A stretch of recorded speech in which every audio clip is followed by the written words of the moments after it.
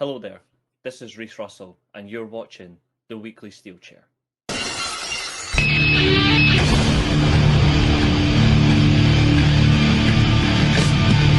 my life in the box in front of me. Take it off in my arms, it's the soul of me. You walk by, ask to see me laying face down.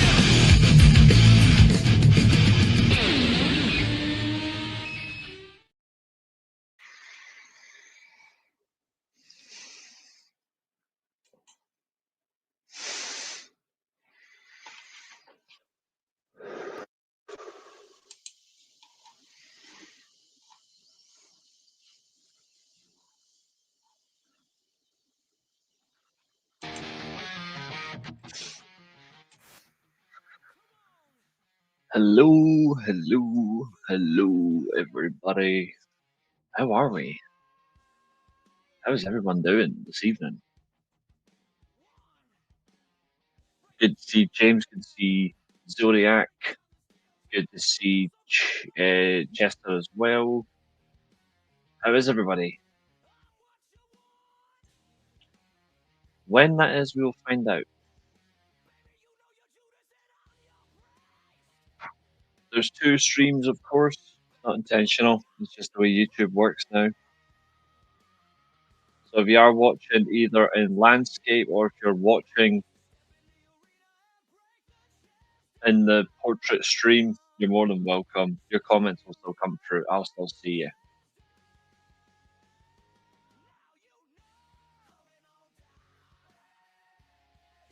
But this is your full gear. Glad to hear you're doing good, fella. This is your full gear prediction show. We're gonna have some fun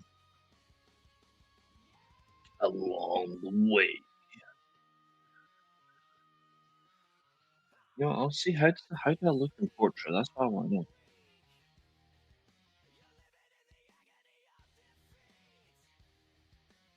I mean, it makes me a bit too big, but well. Looks like James is watching it on landscape mode, which is fine. And over on portrait, we have Chester Zodiac. Chester Zodiac. Yes, good idea to reminisce from past year. But Full Gear is a phenomenal event. I love Full Gear, so we're definitely going to crack in with it, and it's worth it. It'll be a good laugh, and we're going to discuss all that tonight. So do get in here, get your comments, and let's have some fucking fun. James, if you want to watch the landscape one on your own, that's fine. Your comments will still come through on screen. Everyone else will be able to interact with you. I was wondering why I'm the only one here. Yeah, everyone else is on the portrait one, dude. Please do like, share, and subscribe. It does build views. I actually didn't notice the watch along we did for the Scotland game produced 900 views, whereas the landscape one produced 150. So we've actually hit over 1,000 combined views for the World Cup watch along. So thank you, everybody. You'll pop on the portrait one, they bother. Fernando wants his title back. Brave man, pity he died in vain. Find out. We'll see how well you do, sir. We are not just doing main show matches tonight. Like, we're actually going to go through the enjoyment that is the lack of. We will be doing the pre-show matches as well. So Josiah's got a lot to go through this weekend. So if you want to see Josiah lose his title, be prepared for pre-show. Come on down. I've made a hot cup of coffee to roast these opinions with. He could decide Josiah's title reign. Question is, can you? If you would like to jump on tonight, I will drop the link in the chat. Let me just do that just now. 1 second. Ever had coffee with cinnamon? No, I haven't. It's quite an interesting choice. Welcome, Gabriel. How are you this evening?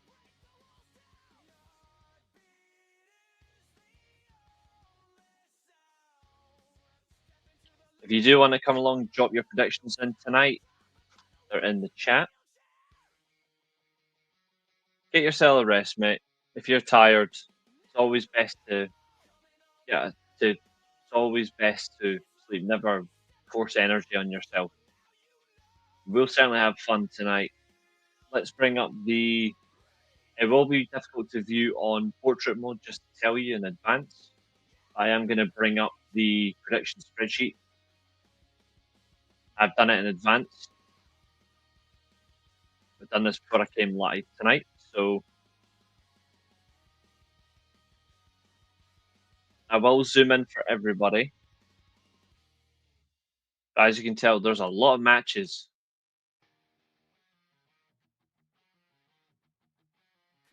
Why would you want to cut the matches down to 5 or 6? That's a WWE event. Why would you want it to be a WWE event?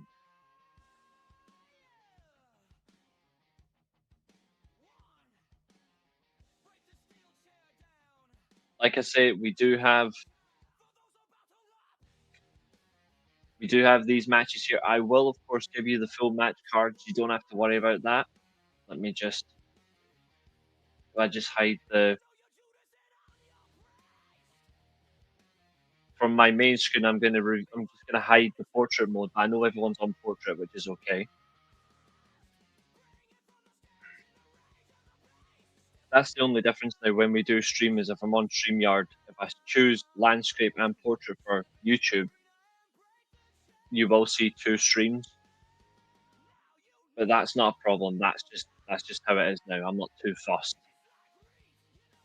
Okay, so as you can see, we have a couple of non-title matches tonight. Obviously, there are 2 money matches, and then a couple of major Impact matches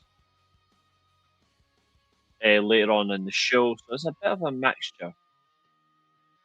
The streams are fine, Glenn. There's no harm.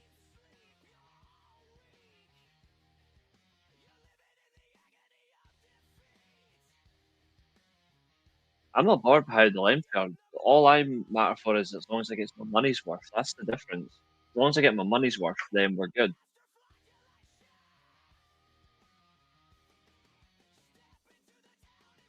As for Anna J, of course, Chester did bring up earlier on, yes, her contract is close to expiration. I think she'd be an idiot to leave AEW, in my opinion. She should stay where she is. Yeah, as long as they deliver, that's the key difference.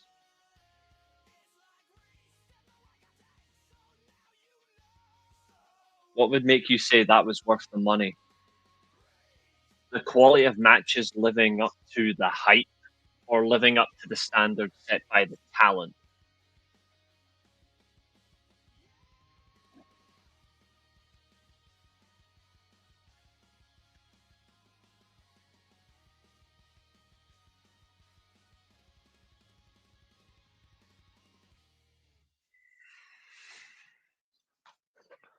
Absolutely. They need to. Okay, everybody is on the prediction spreadsheet, so you don't need to worry about your comments. They're all on the screen. We have, in terms of pre-show matches, these 4. Let me just mark that there. Hold on, I've got to do one thing.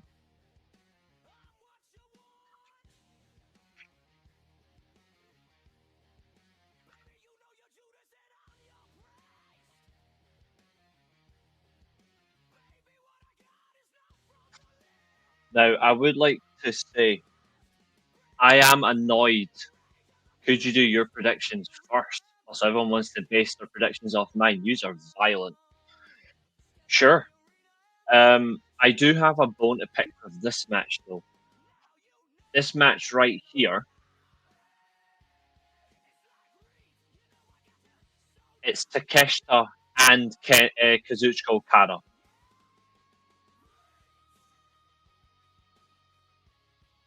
Okada and Takeshita are on the pre-show. I'm sorry, but that is not good enough. Why are they on the pre-show?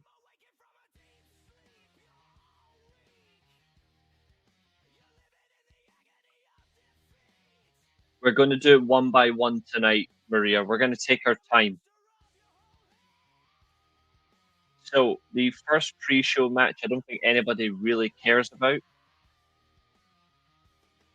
So, it's RPG Vice, which is obviously Rocky Romero. Yeah, they're on the pre-show. I'm going to tell you the exact team just to prove a point.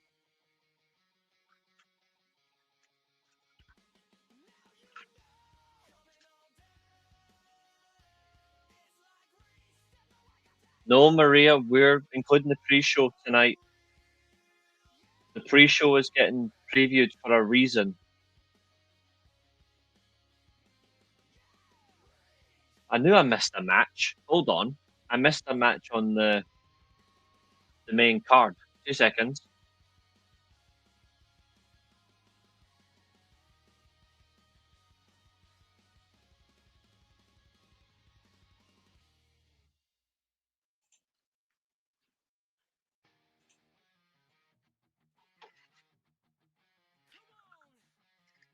It's the end of... If you want to beat Josiah, this is how you're going to do it. Tempo.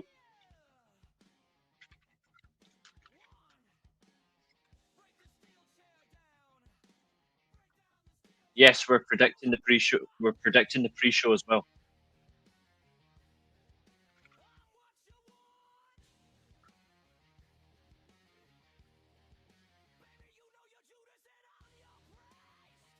My rules.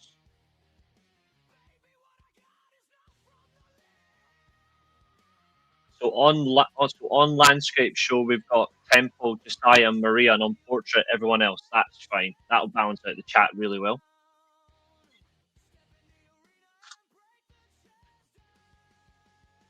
There we go. I missed one. That's my fault. Sorry. Exactly. The champ always complains.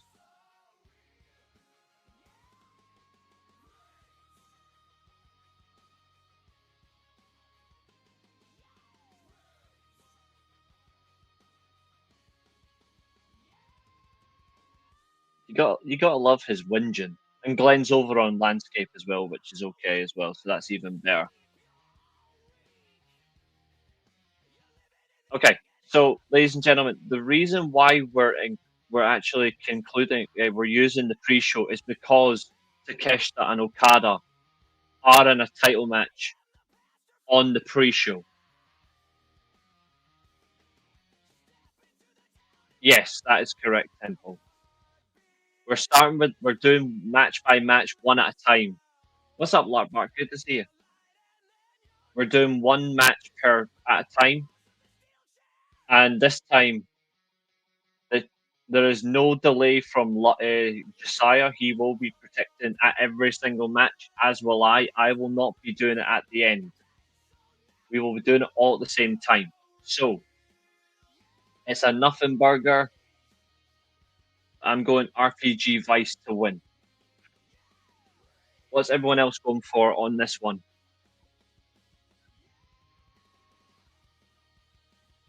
So it's Boom and Doom versus RPG Vice. It's not going to be a match of interest. It's on the show. And yes, that is correct. Josiah nearly lost his tag team championships, and he was not happy at Temple screwing him over. Zodiac is going for Boom and Doom. Okay. Oh wait, hold on. Is that putting everything in? Oh, for fuck's sake! Hold on.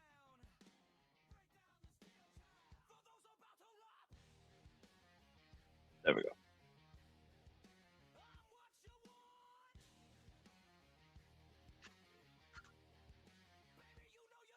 Maria's also going for Boom and Doom.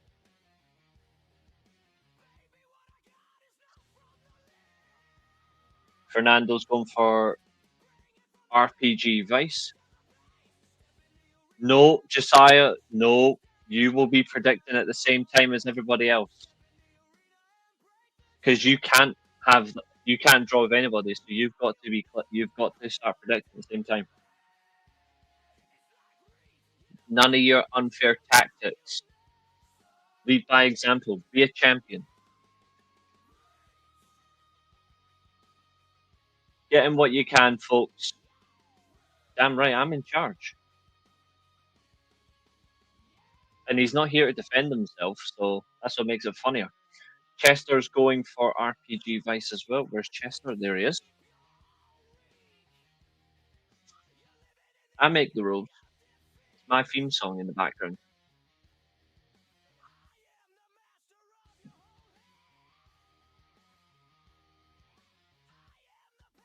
And we've got a good viewing audience at the minute, so you all tell the champ you've got to reach for it. What's up, Roy Sheen? How are you doing? So, Roy Sheen, we're on the first match of the entire show. We're predicting Boom and Doom versus RPG Vice.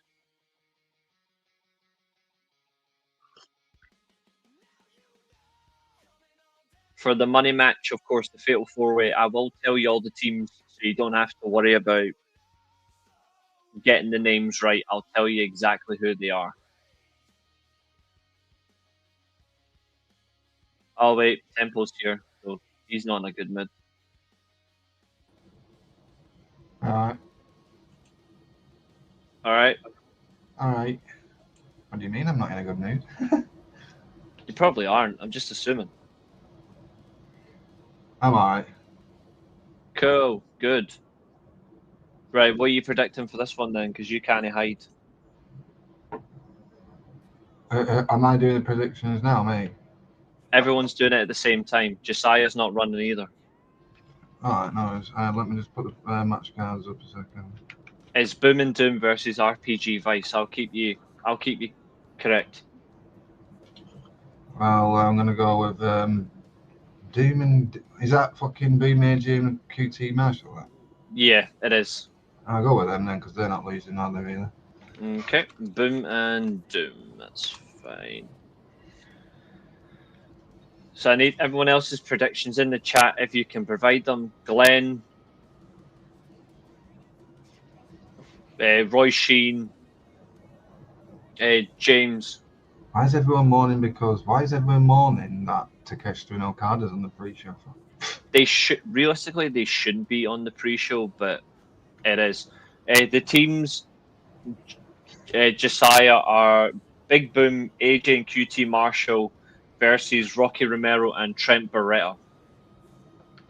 Roy Sheen has gone for Boom and Doom. Okay, that's fine. Are we actually predicting the Casino Gauntlet national title, or we're not bothering, or we're doing everything? Sorry.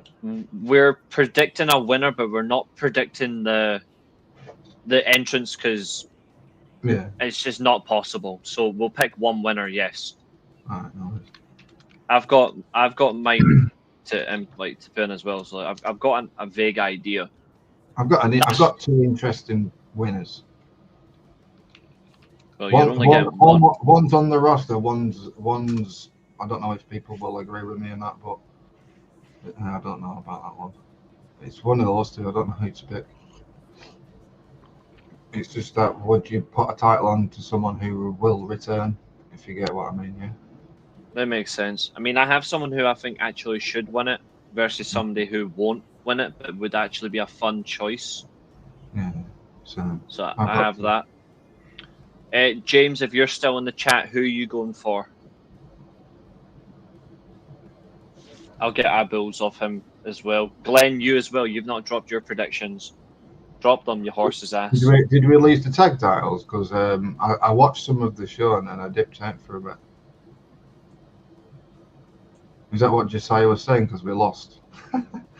It wasn't my fault. Come on. It's because It's because your character left the cage first. Yeah, that's what was it an escape the cage match? Yes. That's what the rules is, Josiah. two partners have to escape. I'm not going to leave myself in the cage, am I? Then again, I left you in the cage to the animals, as they say. That's Sorry exactly about what you did. That's exactly what you did. Sorry. We might need to have a tag champs collide 1-on-1 just to settle the whinging. I'm not whinging, me. I'm not really bothered. At the end of the game, at the end of the day, it's just a game, in my opinion. It's just Josiah. What would you take off the main show for Okada Takeshita? To be honest, I'd probably take off the women's The four-way. Yeah. yeah, I would take off the women's 4-way tag as well. I get why. I don't know why they did the four-way when it's a tournament, but they're adding a stipulation to a semi-final. Why? Nah, Josiah, I keep the money match on the main card. To be fair. Oh yeah, the money match with Okada and Jurassic Express versus Bucks and Josh Hobbs, that needs to be on the main card. It's a story, isn't it? So Yeah, I mean, but it's still mad that you've I'd literally probably got I'd take off the fucking Hook and Eddie Kingston match off the pre-show. Like, altogether. I like Eddie Kingston. Some people don't, but I just take it off. What's the point? He's just a fat, lazy wanker. I didn't like him at all. He's alright-ish. He's alright in my opinion, but I'd still take the match off. Yeah, Glenn, James, if you're still there, need your predictions for the matchup. Are you going for Boom and Doom or RPG Vice? And then after that, we can move on to match 2, and I will give you the teams. Mate, I was laughing for about an hour yesterday, literally pissing myself. I had to buy I had to go buy tissues from the corner shop. I was in tears laughing my pissing head off. You know what from? Did you watch the World Tag League? I watched some of it. I didn't get a chance to watch all of it. I've been in a bad mood all day, so... Yeah, World Tag League was fucking hilarious. Well, James is going I like the dynamic of that David Finlay and Hiraman versus Gabe Kidd and Takeshita match was. That's the one where I fucking pissed myself. And then when Julie and Shingo faced off against someone, I couldn't stop laughing. Shingo had the main event against Tsuji and Gabe Kidd. It was quality. Yeah, that was fucking hilarious, that match, man. That had everything in that match. Yeah. The Fatal 4-Way for 200k, which doesn't really matter. It's Caster and Bowens versus Austin Gunn and Juice Robinson versus Big Bill and Brian Keefe versus the Outrunners. I'm going to go with the Outrunners. Let's push the Outrunners. You want to go with the Outrunners? Okay, no problem. No, it's a decent choice. It's a decent choice. I want AEW to push them in the tag division. Well, I don't think they will, but I can see why. I'm gonna go with Bang Bang Gang. Maria's going with the Acclaimed. If it was the Guns as the twins or the brothers, whatever you want to call it, then I would have chose them. Yeah, no, I get you. You put it in the wrong. You put the Acclaimed in the wrong. That's because I put it in the right one. I thought you put it in the Doom and Gloom thing. No. Zodiac has also gone for Bang Bang Gang. James has picked RPG Vice and Bang Bang Gang for the 2 matches. Thank you, mate. I reckon we'll get some really good matchups. All right, okay, no worries, James. Chester's going for Bang Bang Gang. Bullet Club, well, Bang Bang Gang from Fernando. National Gingerbread Cookie Day. Jesus, Zach, you come up with so many great national days. I'm just gonna. That's why you are Mr. Holiday. Why don't we call him Zach National Zach? Nah, I call him Mr. Holiday on the SWA. Yeah, he's good at doing stuff. Oh, where do you get them all from? Google or something? Or do you just make them up? No, I genuinely think he looks on national days online. To be fair, I think it's kind of cool. Yeah, I think it's kind of cool as well. Roy Sheen's also going for Bang Bang Gang. Yeah, sure. Do you want it Bang Bang Diesel? I'm just kidding. I'm just kidding. He wants to do more than Bang Gang fucking Diesel. He wants to give. Nah, man. I remember when he said he was gonna fucking blow Diesel or something. Yeah. Josiah waiting for yourself. Josiah's purposely waiting to go last, even though everyone's predicting at the same time. That's just not on. Come on, Josiah, stop pissing about. Honk, honk. Oh, right, that's coming. Don't be starting that. Starting what? I didn't start anything. But after all, you can only get in your heart just a little bit of.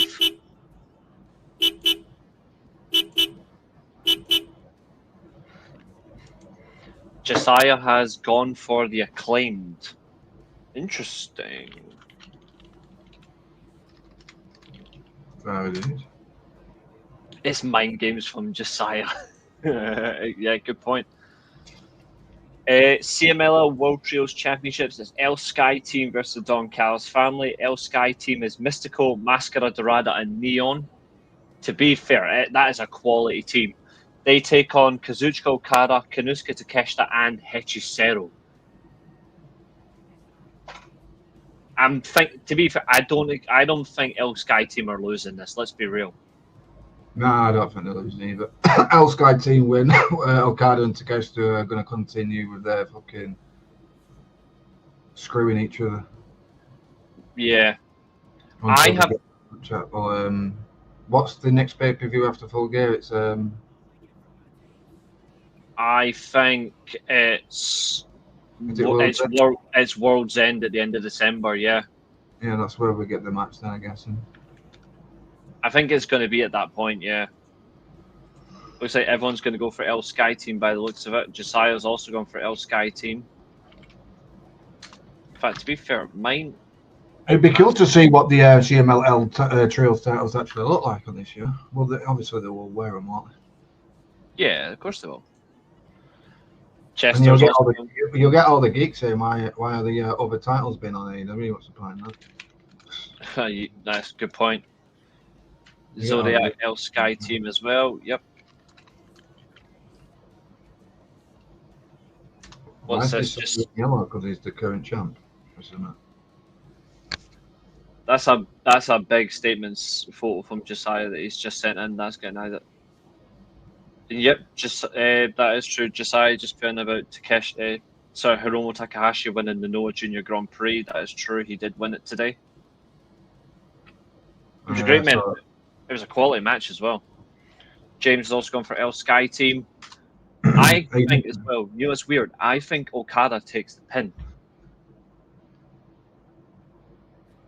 Mystico pins Okada, I'm going with then. I think so. And it would be I don't want Mystico to bring back that song. To be fair, I know you probably know my reasons why. It is his song though. I know. I want him to do. I don't mind the song. I've just got reasons why I like it and don't like it. I like it, but Josiah Takahashi's next opponent has already been decided though. It's on the community tab.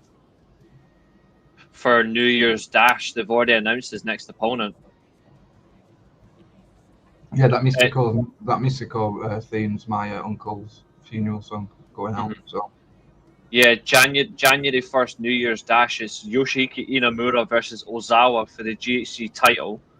Then it's Takahashi versus Amakusa for the junior heavyweight title, and Dragonbane versus Alpha Wolf for the national title.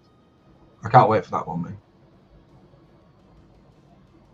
Yeah, I was back at New Year's Day now, or whatever it was.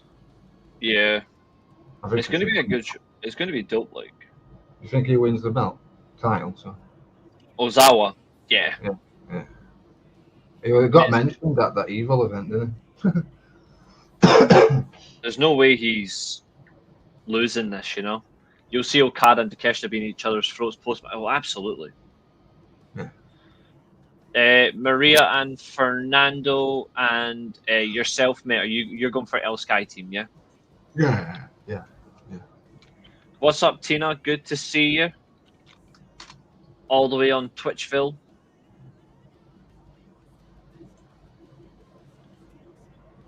He was on Twitch the other day, wasn't he? I think. Me, yeah.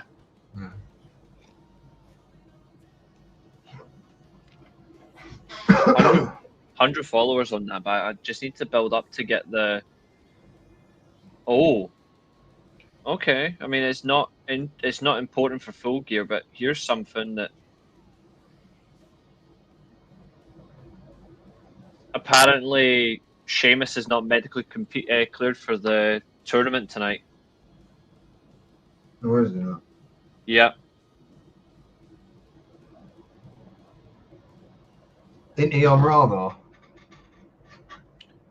Yeah, he's not cleared to compete though, so it looks like he's not going to be in this match, so he's going to get replaced. I don't really get taken notice of the brand split anymore. They keep putting other people on Raw and SmackDown, so I just forget it. It is the match would have been on SmackDown, so Yeah, but he's a Raw guy apparently. Oh, whatever they do. I don't know. it wouldn't surprise me if it is Joe Hendry Fernando, and then it just goes to shit, like his wrestling career. That's the first time I've ever heard somebody from Scotland take the piss out of a Scotland wrestler. I take the piss out of Drew McIntyre and Joe Hendry a lot. What about Jack Morris? Do you like him? Yes, he actually is a good wrestler.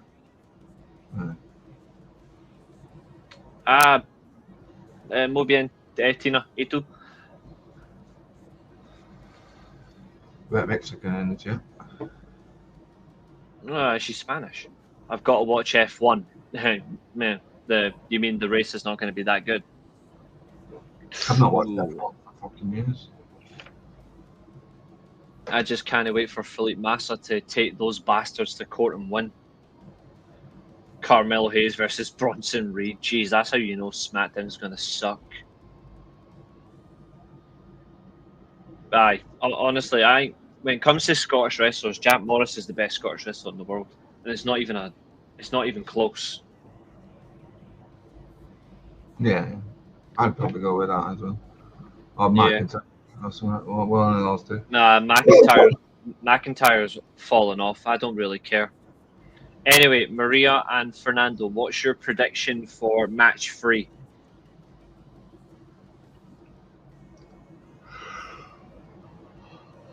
And before anyone goes, oh, it's AEW bias for you saying Jack Morris is not. He's in Pro Wrestling Noah. Mm-hmm. But he is absolutely brilliant, by the way. Like, he's got a proper future. I think he should be a world champion soon. Oh yeah, me too. I don't know if he ever will win it though, but I wouldn't mind it.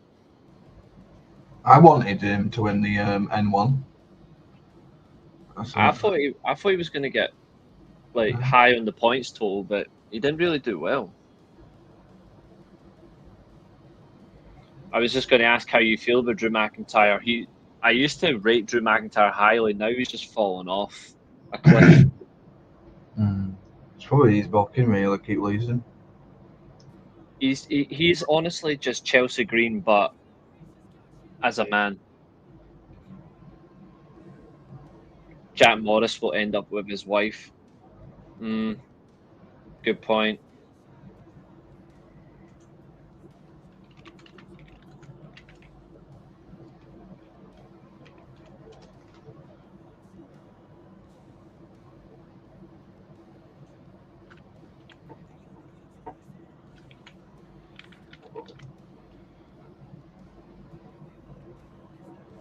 No, that's totally understandable, Tina. I know I know you've been struggling, so you don't need to worry about that. As long as you're okay, that's what counts.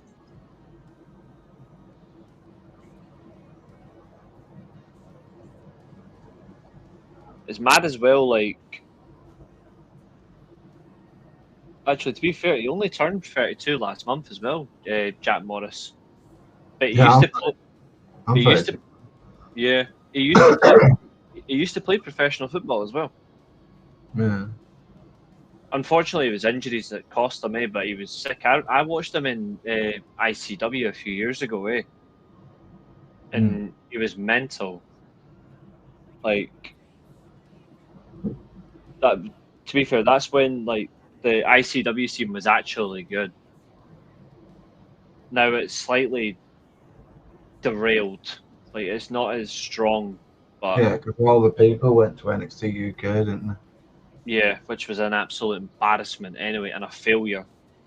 Maria went for El Sky Team, that's fine, and Zodiac's jumped in for Hook and Bum-ass Kingston. I'll do the same, but can you not put in brackets don't care? I mean, I'm literally putting it as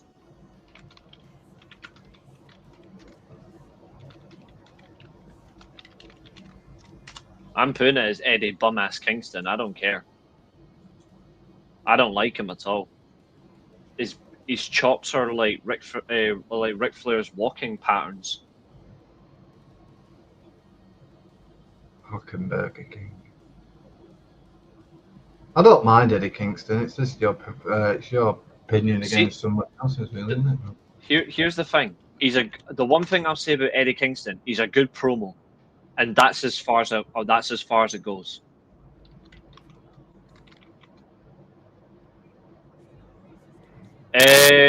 Fusion is on another platform, I believe. As for, well, I'm still waiting to see how. I do dip into MLW because Dario Cueto's the booker still, isn't Yeah, he is. I only dip in because he's the booker. That's all I do. Yeah. I think last night it was Riddle versus Killer Cross, wasn't it? It was, yeah. I think everyone's going the same. I don't understand why this match is even a thing. Like, there's nothing interesting about it. So if you know why it's a team to begin with. Yeah. Hook should be going for a title. Eddie Kingston should be in all honesty should be still feuding with the Death Riders at some time in a way. To be fair, Hook's had too many chances, and he's not good at all for wrestling. And Eddie Kingston just sucks. He should be like what Conan was in the mid-2000s for the original LAX. He should just be a mouthpiece for somebody, because when it comes to him wrestling, I would rather turn the TV off. Like, he is a channel changer. Josiah being deliberately last.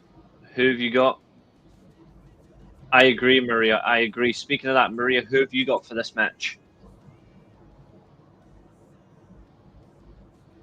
Glenn's not gave any predictions, but at this rate, he'll end up getting zilch. And after this one, we will be moving on to the main card.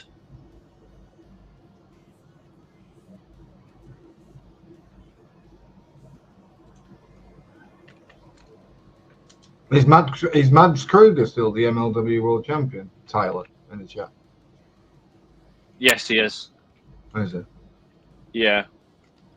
Not for long, though, I think. I think he's going to be losing that soon, and I think it's going to be to an absolute moron of a wrestler. Is Hammerstone still at? Does Hammerstone return to MLW, didn't it? Yes, it is. Tina, what's on screen is our predictions for this weekend's pay-per-view event. I think Austin Aries is going to take the title of him. Okay, he still wrestles. Yeah, he's in MLW. Okay, no. Not heard that name for years. I didn't like him as much, but he is in MLW. Pushed heavy as a heel. Who was supposed to fight Sheamus? Miro, wasn't it? Yeah, Miro. Or Rusev, whatever you want to call him nowadays. Kukev is what I call him, to be fair. He's lost more than he's won. Sounds like his marriage. He's still back. He's isn't he back with Lana? Yeah, they're doing lots of things. She's creepy. She dated Austin. Yeah, Austin's still around. SmackDown tonight. It's Carmel Hayes versus Bronson Reed. Penta versus Finn Balor. Dragunov's Open Challenge. The Chelsea Green Grand Inauguration to mark her second reign as champion. DIY, or as I call them, Finished in Your Eyes versus Fraxium. Don't really like anyone, you do. Christ, oh, man. Well, to be fair, DIY is the most pointless tag team I've ever seen. It was good in NXT, and that's about it. They were much better when they split because Ciampa's a far better wrestler. Yeah, Odds on, yeah, he's all round better than Gargano ever was. Odds on Gunther versus Rusev as the Shite tournament final. If it is, James, honestly, then I'll laugh my ass off. You already, favorite in the final race, just to piss you off. I mean, they already brought back Zack Ryder to prove that he's a liar, and they brought back Dolph Ziggler just to ruin Nick Nemeth. But hey, Yeah, partnership. Yeah, your favorite will end up being in final against Gunther. Watch. Nah, there'll be nobody I like that goes to that final because Penta and Finn Balor won't get close. Well, I'm on about Gunther versus Jey Uso in final. I don't like Jey Uso. Honestly, I would pay a sniper to shoot him. I'm winding you up. You know what I'm like with you with that Jey Uso thing. What wrestler do I don't like? Like your hate for Jey Uso? Probably Joe Hendrick. I stand the guy, me. Don't get his appeal whatsoever. Fucking. You can drop predictions in if you want, Tyler. It's cool. Yeah, Joe Hendrick guy's a Gringe. Fucking Gringe badly. Mm-hmm. Say his name and he appears. Fucking The fun. Gringe. I mean, it did work for him. It did get him over. That's the difference. Yeah, but It's just I just didn't like him. Oh yeah, that's because WWE overdoes everything for somebody that's not theirs. I mean, every week when I watch I do watch the NXT highlights because there's some actually decent. There's only a couple of talents I do like. So like Obafemi and that guy who's deaf, he's really good. I like him. There's nothing on NXT that says I should watch. I only watch the highlights to see all the 4 favorites over there on the app. I like Sol Ruka and Zarya, they're good. Obafemi and that deaf guy. What's that deaf guy called? Miles Bourne. Yeah, I like him. He's good. I think they should push him, but they're not going to, are they? Nah, because he won't hear it. That's just taking a push that bro. My grand. Yeah, but it's allowed. He's a good wrestler, though. I've seen him a few times. I don't think he's that bad. The problem is like he's just surrounded by bums. Yeah, he should be on the main roster. He's fucking awesome. To say that he's fucking deaf and he does wrestling, that says a lot, doesn't it? We just need Miles Bourne versus Zach Gowen in a match. Yeah. Their tag team name should be Hop It and Hear It. Fucking Jesus. You can't deny that's a good tag name. It is, but that's just taking piss, isn't it? Yeah, I've got a back problem. I'm practically halfway there to not being able to walk. It's cool. Yeah, that's why. You know why that is? Because you bend over for Josiah every week. He's a Liverpool fan. Come on. That's not his fault, is it? Well, it is his fault then again. Bear in mind, he's still got the link. That's why I escaped from the cage on that episode of SWA, because there's fucking horrible Liverpool fans. So I thought, fuck this shit. I'm scared from the cage. You keep winding him up, he'll probably jump in here and start shouting at you. Nah, he loves me, Josiah. Come on, get your predictions in, Josiah. We're not here all week. Come on. Oh, he's dropped his. I'm waiting for Maria's final one on these ones.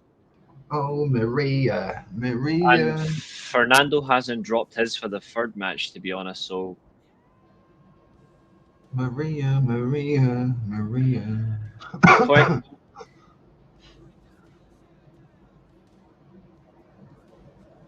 That's because I make the rules, Josiah, and you obey No, them. if he was, are you the one who bends over for him, or does he do it for you? I'm the boss, so Are you there's the your answer. taker? Are you the taker or the giver then? David Otunga made a video what he would do. What would he do if he was Bret Hart's lawyer? He would probably get spun by Bret anyway. David Otunga was just online saying, "Oh, Nexus got buried." No, you don't say. Still going on about that, and it's like 10 years fucking old. The match I'm waiting for from yourself, Maria, is Kingston and Hook versus the Workhorsemen. Who are them again? Fucking. Is that Anthony Henry and JD Drake or something? Yes, it is. I can remember watching JD Drake in Evolve years ago. Josiah, sue Roy Sheen for defamation of character. That's a good one. Well, I won't take that, Roshin. She does from Diesel. Oh, that was good timing. Right, let's move on to the main card. Roshin's not called Roshin anymore. It's called Gas Station. It's called parking. Actually, no, I can't say that. Never mind. You can't say I can't say that. No, can't say that. Not on YouTube, you tit. I stopped myself. Right, we're moving on to the main card now. So, in no particular order, the first match we're going to talk about is the AEW Women's World Championship match. It's Statlander versus Mercedes Moné. Do you think if she wins the belt? And I don't want her to win it. I think Chris Statlander should win the Melee belt. I actually think Statlander retains. Yeah, I don't think Mercedes Moné is actually going to win the world title while she's still a champion elsewhere. So I actually think Chris Statlander retains. That's what I was going to go with. I like Chris Statlander. I just didn't like her alien gimmick. I thought it was a bit weird. But you've never seen an alien gimmick in wrestling, so yeah. The only problem for Chris Statlander, though, logically, is reliability because of her knees. But when she's actually available and continues, she is a good wrestler. James is also for Statlander, as has Chester.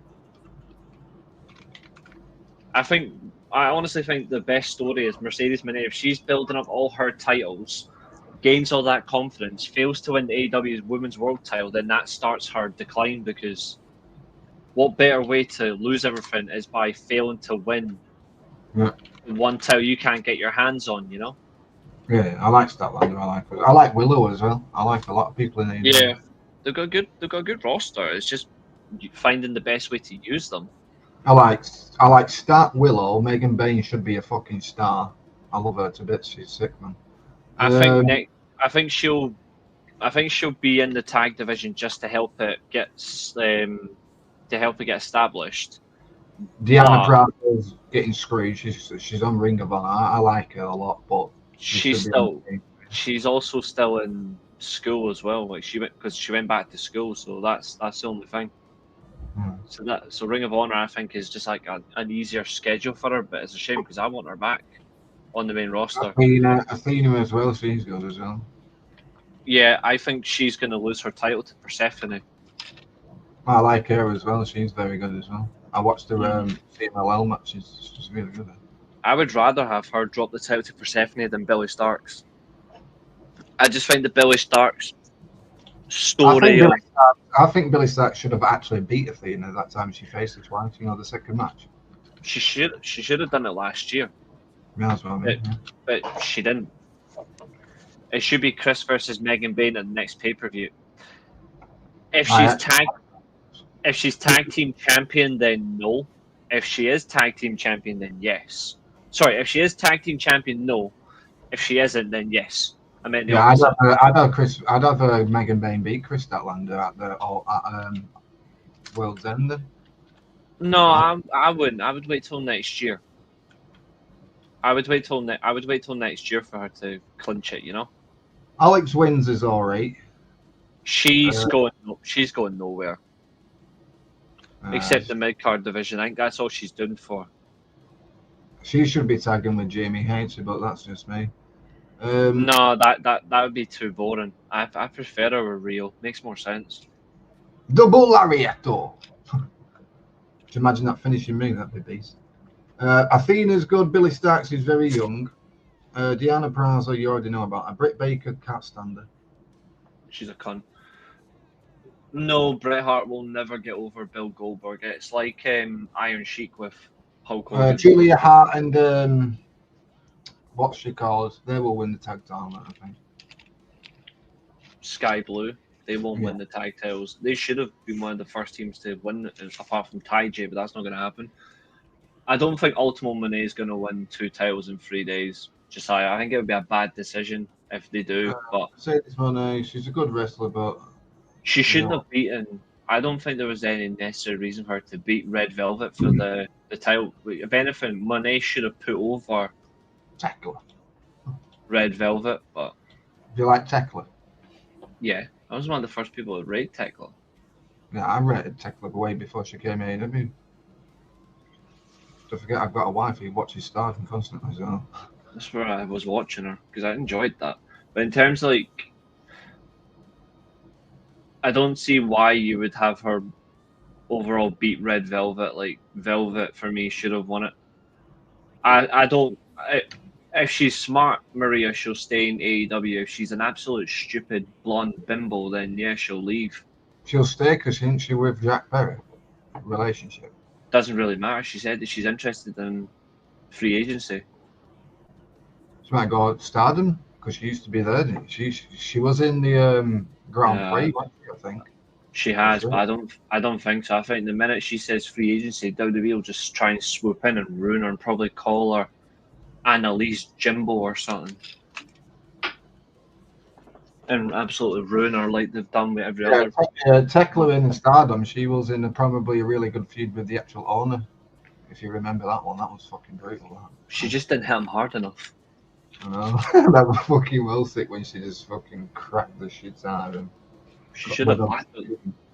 With a belt. That was funny as hell. Yeah, so Josiah's also going for Chris Statlander.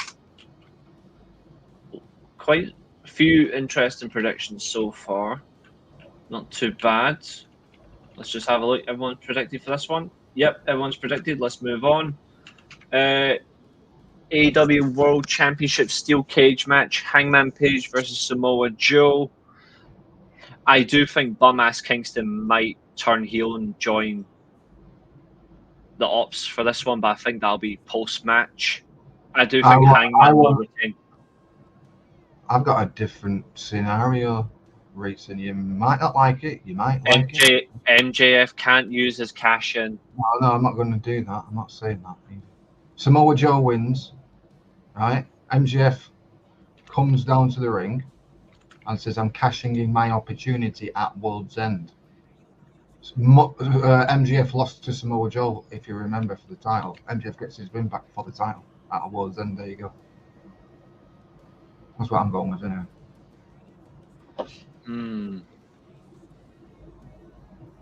So yeah, MJF comes out after the match and says, I'm cashing at World's End. That's where I'm putting my shot. There you go. Boom. Samoa Joe. Interesting. I think Joe's purely in this just to establish himself as a heel and to help. What's up, Molanga's just to help Hangman actually have a strong heel opponent because he hasn't actually had that yet. Whereas this is a good chance to try and prove the point. He hasn't really had that yet, which has been a problem. I think any honest AEW and wrestling fan will agree. I think Hangman Page is a better chaser of the title than keeping it. He's a good chaser. I agree. He is a really good chaser. But keeping the title, I'm not a fan of. But that's just me. That's just my honesty, Zodiac. Good, giving credibility to his reign. If you want to have him lose to someone, it needs a bit of credibility. I don't know who you're going to have him lose the title to. Me personally, I want it to be Jay White or a heel Kenny Omega. But if it's not going to be, then I think Then, Samoa Joe beats him in the cage. MJF has calls his shot after the main event and says, I want you, Joe, at World's End. MJF is world champion for a couple of months, and then you do the Jay White MJF. But I've never had Jay White versus MJF before. Yeah, remember Jay White couldn't beat him on one leg. Yeah, so that you could tell that story as well. That was pathetic though. Like he should have won that night.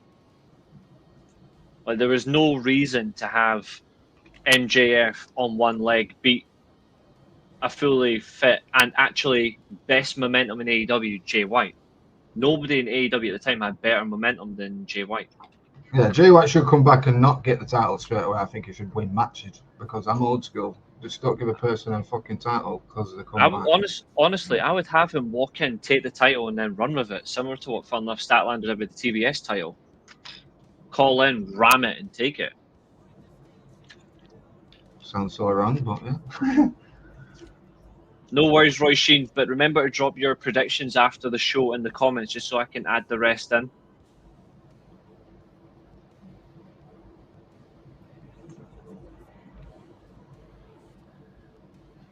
What's Chester saying? Jay White's Yeah, not coming back in. what if Bobby Lashley wins this this new title that's coming in?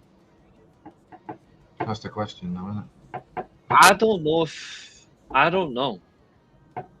But I'm not going with him without winning the title, the national title. I'm just saying if he does. There's no, in terms of credible main eventers, AEW realistically on Fully Fit only has, in terms of top level main eventers, they only have 6 or 7, and Jay White, in my opinion, is their best main event talent. And I'll say that controversially, that includes Will Ospreay, that includes Swerve Strickland, and that includes Kenny Omega, and that includes Kazuchika Okada. And they're 4 of my favorite wrestlers in the current and all-time list. That's how high I rate Jay White. Like, he has everything that AEW actually needs as a world champion, babyface or heel. Like, I agree with you when you said Hangman's a better chaser. I agree, Hangman's a far better chaser. But imagine him because he chased John Moxley really well. To be fair, John Moxley's another top main event they've got. But if you look as a whole, Jay White as a chaser or as a champion, not many people are actually in his league.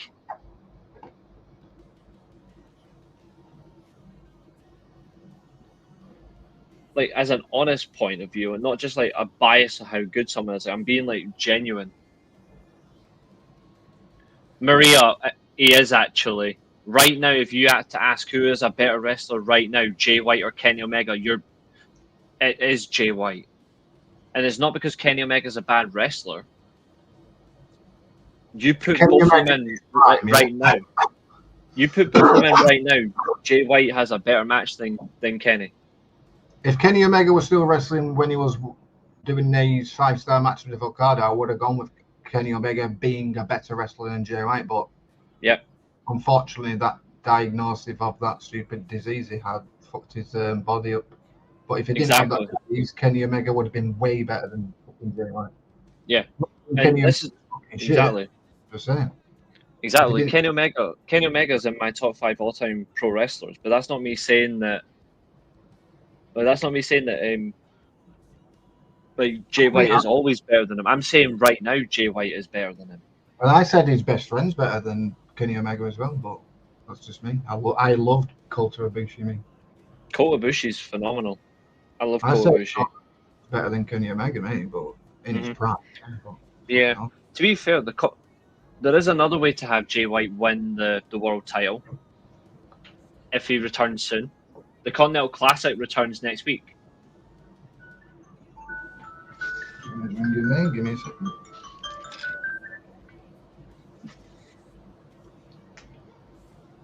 Yeah, Ibushi's washed now because he's had too many injuries. Kenny Omega 100% healthy will never happen again, though. That's the sad thing. Yeah, unfortunately. Like, he will never be 100% healthy again. And that's because of his diverticulitis. But the matches we get from him will still be like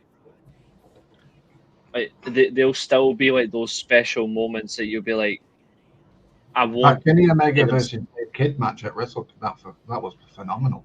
That match was incredible. That match made Tanahashi cry. Oh yeah, but that's purely because of like the future as well, which is great. Did you see the sign on Dynamite? Kenny Omega is Batman's favorite wrestler. I did actually.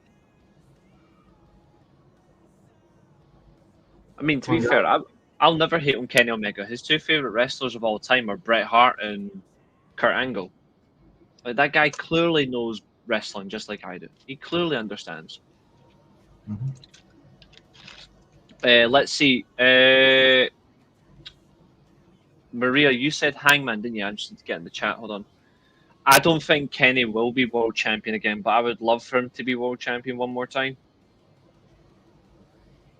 With this $1 million trios match, I was going to tell you something. What's going to happen? And it might do. I don't know. It might happen in the new year, and I want it to happen for some weird reason. I don't know why, but I just do not want to see the reuniting of the elite. No, thank you. And I do not want to see Kenny Omega join the Don Callis family again, because that would be absolutely stupid. There's only one thing I want to see. I don't think the Young Bucks join either. All I want to see is the Bucks and Josh Alexander win, and then the money that they think they win is given to Don Callis as their family entry fee, and they end up broke again. And then that's the end of the money matches. But that's how I would end the money matches once and for all, because then they'll stop getting greedy because they'll realize they've got nothing left.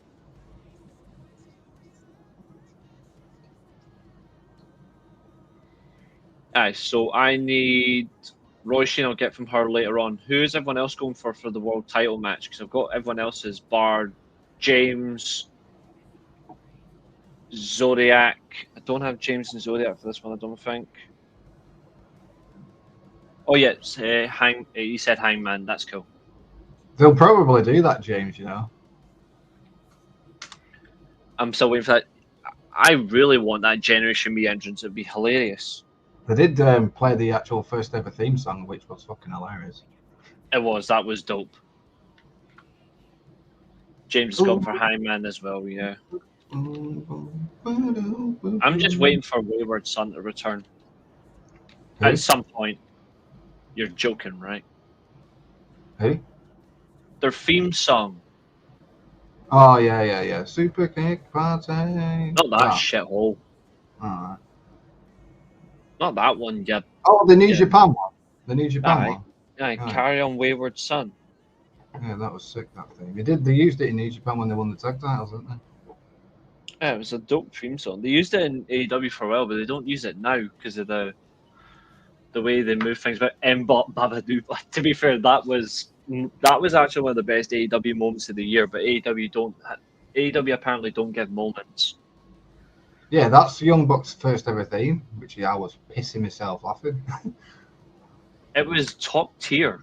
Like, it's just even funnier that Kenny Omega starts dancing to it. Mm-hmm. That is still like the funniest thing you can find. Kenny Omega dancing. It's just the way that like he dances, but then Will Ospreay goes, "Is that Mbop?" Who do you think's got the best character in AEW? Currently or all time? Currently now. Who's got the best character? I think it's one person. I love the guy. I think it's hilarious. You were there for that, actually, because I was on the watch along. I pissed myself. If I'm being honest, the best character in AEW right now. Yeah, I agree with Josiah. I think it's Ricochet. I think it's Okada, me. I don't think Okada's got. The funny thing is, Okada used to be a character. But have you not been seeing what he's been doing lately with the Takeshi? He's been the one-liners he's been saying is making me piss myself. Aye, but that's not really character. But that is brilliant stuff. MJF is the best character since when? He hasn't been the best. MJF hasn't been the best character in quite a while. I would say he's top 3 though. The last time MJF had a character when he turned the international title into the that American thing. That I was there for the All In event when he had that entrance, and I was expecting there's only one problem I had with that entrance. To be fair, I think Mo would understand this because he knows I do not give a damn about national anthems except a few. But see, for a laugh at Wembley, if they had played the American national anthem for MJF's entrance, that would have been the best fucking thing of all time. Mm. Instead of the "In the land of the free," you hear "In the land of Maxwell Jacob Friedman." That would have been brilliant. Yeah, he has been. And I'll tell you right now, actually, see, before we go on, I'll just drop it right now.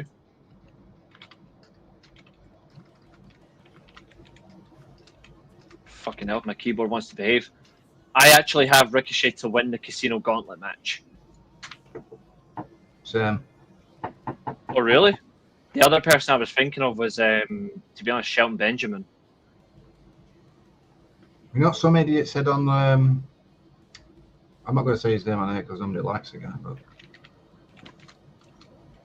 but somebody said Jay White. I don't think he'll be in it. If he is in it, though, it'll be a good win, though. It looks like before we even got into the trios match, it looks like a few people actually agree with Ricochet. Josiah also agrees with Ricochet, and so does Zodiac.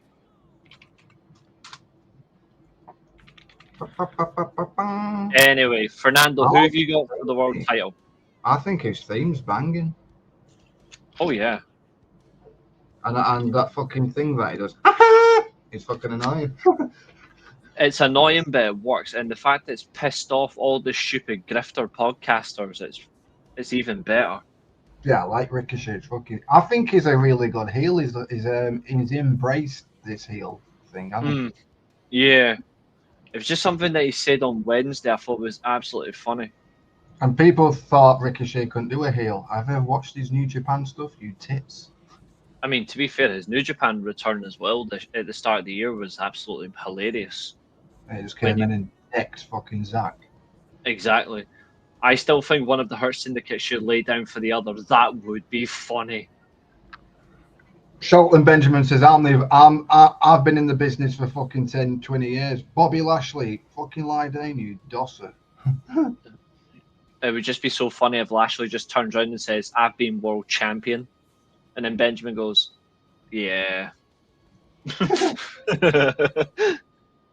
Yeah, but let's be real. If it was my company, Shelton Benjamin would have been a world champion by now. Oh, I've always hated the fact that he's never held a deserved world championship. Like, people say, "Oh, he's not a good promo," or this and that, and I'm like, what are you smoking? Have you ever not watched the Shelton Benjamin Charlie Horse days in Ring of Honor where you're facing the Kings of Wrestling? You tip. Exactly, and people don't forget like how good his promos were when he was the gold standard. Like, Matt Hardy, when he was tagging with fucking Brock in what promotion was it? Was it fucking... OVW? Yeah, he was doing some promos because Brock couldn't talk. No. There's something about Shelton Benjamin. People just seem to think he's not good. And I'm like, I've got the prediction for the Casino Gauntlet. What? Bobby Lashley #1. Well, he is, and Benjamin's #2. Yeah, Shelton Benjamin's #2. Cedric Alexander #3. Yeah. To be fair, 1 and 2. To be fair, this is the funny thing. CB in numbers 1 and 2 in a gauntlet match, it doesn't make a difference. Just like numbers 1 and 2 in the Royal Rumble doesn't make a difference. No, it could go all the way. Rey Mysterio did it. Yeah, but what I'm saying is, number 1 and number 2 in the Royal Rumble or a gauntlet match or whatever actually doesn't make a difference because you're still starting the match. Like, number 1 and number 2 is the exact same thing. The first person to actually enter the match is number 3. Because Mike Bailey might be in it. Kevin Knight might be in it. Oh, they two will be in it.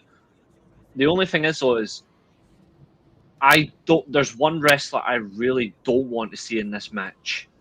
Why you? Orange Cassidy. What about Claudio's not on this card?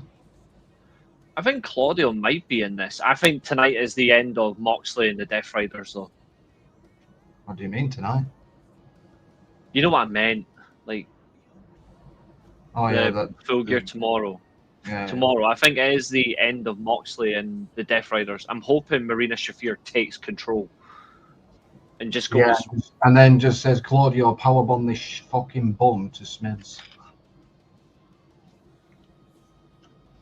That's a good shake. Claudio winning the Casino Gauntlet for the national title. That's a show. I wouldn't mind it. Everyone might be in it unless they end the match immediately. To be fair, though, that is a strategy. Maria saying Bobby Lashley wins, cool, but that's a fair one. I'm still waiting for Fernando to give it. Pac is taking control. I don't know. For me, logically, I mean, I like the idea of Pac winning Pac being the leader of the Death Riders. For me, the more logical option is Marina Shafir, and I've said that for months. She is the more logical option because she is the right hand. She's actually not that bad either. Well, she's brilliant. I hope Well, Gabe what Kidd if- takes what over if, and delegates Kato. What if John Moxley gets kicked out by Marina Shafir? Marina Shafir is the leader, and if she brings in a friend, That thinking? is pretty much what I've been saying. You know what that friend is? For me, it's Kyle O'Reilly, not Megan Byng. No, it's another female, Shayna Baszler. Maybe not. I think if she was going, to be honest, I think there's only one person she would bring into a faction. And remember, Not Randa. Shayna Baszler is a coach on NXT. Oh, really? Mm-hmm. Oh, that fucking sucks. Why is she doing that? Because she books the women. Well, she's part of the side that books the women for the agency side. I think there's going to be some returns for the casino. That would be. Then Mox comes back with that bum. Yeah, that. Yeah, and Eddie Kingston, Claudio, and stuff as well. You can get Claudio sucks eggs or Eddie Kingston's a bum. Actually, which will make me sick. Just for the time being, I'm just going to put in to be confirmed for Roy Sheen since she had to leave early. To be what? To be confirmed. Oh. Same thing for Abul, because Abul always gives his predictions anyway, so.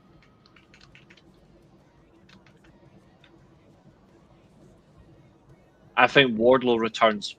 What's the point? He's finished. NXT for him, or whatever. He should stick to Gladiators, unless he falls off something and breaks his leg. You know that guy had promised to be the next Batista and everything. Oh yeah, I mean, Symphony power bombs, and then he lost to MJF, and then that was him. You know the deal with AEW is that they can't seem to push big guys. Brian Cage, Lance Archer would beg to differ, but yeah, I actually think Brian Cage might be in the match. Yeah, Lance Archer can't because he's in both tag league with Monster Sauce and that. Yeah, he's definitely ruled out. I hope Brian Cage is in it. I would give Brian Cage a chance at the gold. My missus pitched something for Shelton Benjamin to make him a world champion. I mean, it should have been a long time ago. My missus said, what if he wins the Ring of Honor world title? Not a bad idea. I wouldn't mind that. There to me, I was like, I know Shelton Benjamin's never won a world title anywhere, but what if he wins the Ring of Honor title? I've got no issue with that at all. Like, at all. I don't have any problems with that. Fernando, I still need this prediction for El Sky Team versus Don Callis family, and I need your world title prediction. Cage is having another surgery in his knee. Yep, Christian Cage is still injured, which means you're not getting F. That's why I think Abul, just the person. Drop your predictions in, you big ass bastard. Good afternoon, Abul. Good afternoon. He stays in Manchester. Well, close enough. He lives near me, Abul, doesn't he? Aye, he stays near you. Abul, on screen. Yeah, you're living in Copeland He's been at work, guys. You know. Here's a thought. What if Copeland returns during the Casino Gauntlet and wins it? Oh, not another Copeland fucking title match win. What's the But point? what if he does though? Yeah, but Edge is not going to go all the way around the world and defend this title, is he? You never know. To be fair, we did say a Copeland retirement tour. Well, I said it. Copeland retire, and like I would suggest with Chris Jericho, retire. Oh, what if Jericho returns and wins the national title and he does all that retirement tour in New Japan with the national title and shit? That's what I hope for. Jericho or Copeland doing Japan, Mexico. That would be awesome. Yeah, Jericho wins the national title and he goes all the way around and retires. Sick. Painmaker Chris Jericho, that would be, as champion, that would be cool. As national champion, right? Finally, there we go. Really? You're going for the Don Callis family? Okay, interesting. The only person to pick the Don Callis family. Interesting. But Cena final show appearance. But they never asked. Like I said, people owe me an apology for that. Yeah, all they made is to say Edge is going to be John Cena's final opponent. He needs to shut up, man. See all the times I said that. All they had to do was ask. Painmaker in the House of Torture. Oh, just sign me up for that. Chris Jericho deserves a lot of fucking praise for the fact that that man was told that he's washed, he's out of shape, and the guy now looks like he's a 40-year-old ripped machine. Yeah, Jericho's always been good with him about. Except in a few things. I didn't mind him in that freaking. Don't say it. Don't say it. Hi guys. Had to say it. The learning tree. I fucking loved it. It made me laugh. That's what wrestling is about, isn't it? Entertainment. Entertained me a lot with all these sticks. And I bet it's fucking. It's that gimmick. No one likes Kingston, do they really? No. We are circling back. We are going to do the 1 million trios match, and I'll explain why I've got my particular winner in a minute. Just for absolute scenes. I'm just getting Abel's prediction so Abel can catch up. Abel's exact words are Hook and Fatty Kingston. And he's going for FTR to win the world. Abel, you're going too far ahead. Too far. Too far. We're not at the tag titles we're doing last. Oh, I can't be asked with FTR winning another tag title. I don't think they will. I know what they're going to do if they do win it. Edge and Christian, you're going to beat them. Except that it's not going to happen. Because Cage is not available. He's fucked. Jericho still doesn't have anything creative left to offer in wrestling. I don't know about that. It's yeah, Chris but he Jericho. didn't reinvent himself. Everyone Chris said that about him now. He's reinvented himself about 10 times and made it work. So Chris Jericho is like Raven. Chris Jericho has such a mind for wrestling that he is honestly, to steal a phrase from someone, he is timeless. He is the definition of timeless in wrestling. He's had a few bad gimmicks. He's had a few bad gimmicks, but he gets it. Like Chris Jericho for me is in the top 10. Actually, that's too harsh. He's in the top 5 greatest of all time for a reason, and I will not backtrack. He is. yeah, he's in my top 10-ish. I think if he's not in it, he's out of ideas. Based on what? I bet you're a tenner that he'll come back with a brand new idea and people will be loving it. Oh yeah. Bang Bang and RPG Vice. That's fine. The one thing I would like to see, like what I want from Jericho is a cross between 08 to 010 Jericho, where he wore the really expensive suits when he was world champion as a heel. But then I want him to wrestle as the Painmaker. So he does these promos and segments in the suits, and he wrestles as the Painmaker. Like, I want him to combine two of my favorite versions of Jericho in one. Like, that's what I want, you know? When it comes to Jericho, my favorite stuff he's ever done is probably Paymaker #1, the guy in the suits in 09. That was top tier shit. Kevin Owens and Jericho, the friendship thing was really good. I like that. Jericho's idea again. I people might hate me on this, but I like the FTW stuff Jericho did. To be fair, I was going to bring that up. Apart from the match against Hookout All In, which was a real dud. I liked his Ring of Honor reign. Yeah. The Ocho thing. I've actually liked pretty much everything Jericho's. Are we also forgetting the last 2 years as well? We also had Chris Jericho single-handedly bring in Tetsuya Naito for a Forbidden Door. Are we also forgetting that? Like, that was his idea. Yeah, and he brought Minoru Suzuki as well, don't forget. Exactly. And That Abel's gone for Bob. Even Mo will agree. This is how I know Mo will agree, right? Mo hates WWE for how bullshit they've been for over a decade, right? Even Mo will agree 08-09 Jericho was phenomenal. That's how, in terms of like taking strength seriously on an opinion, I know he would agree. And he hates WWE. I like that Jericho Rey Mysterio feud when he took the mask and he won. Mask versus title was good. I like that. See, one. Mo says fuck we, but Mo. See, I agree. See, the most Does he watch consistent thing. WWE though? Does he watch more? Does he watch WWE now? Oh, he watches it, but he hates the whole creative direction. So he technically hate watches him. Yes, full on hate watch. The best kind. The best kind.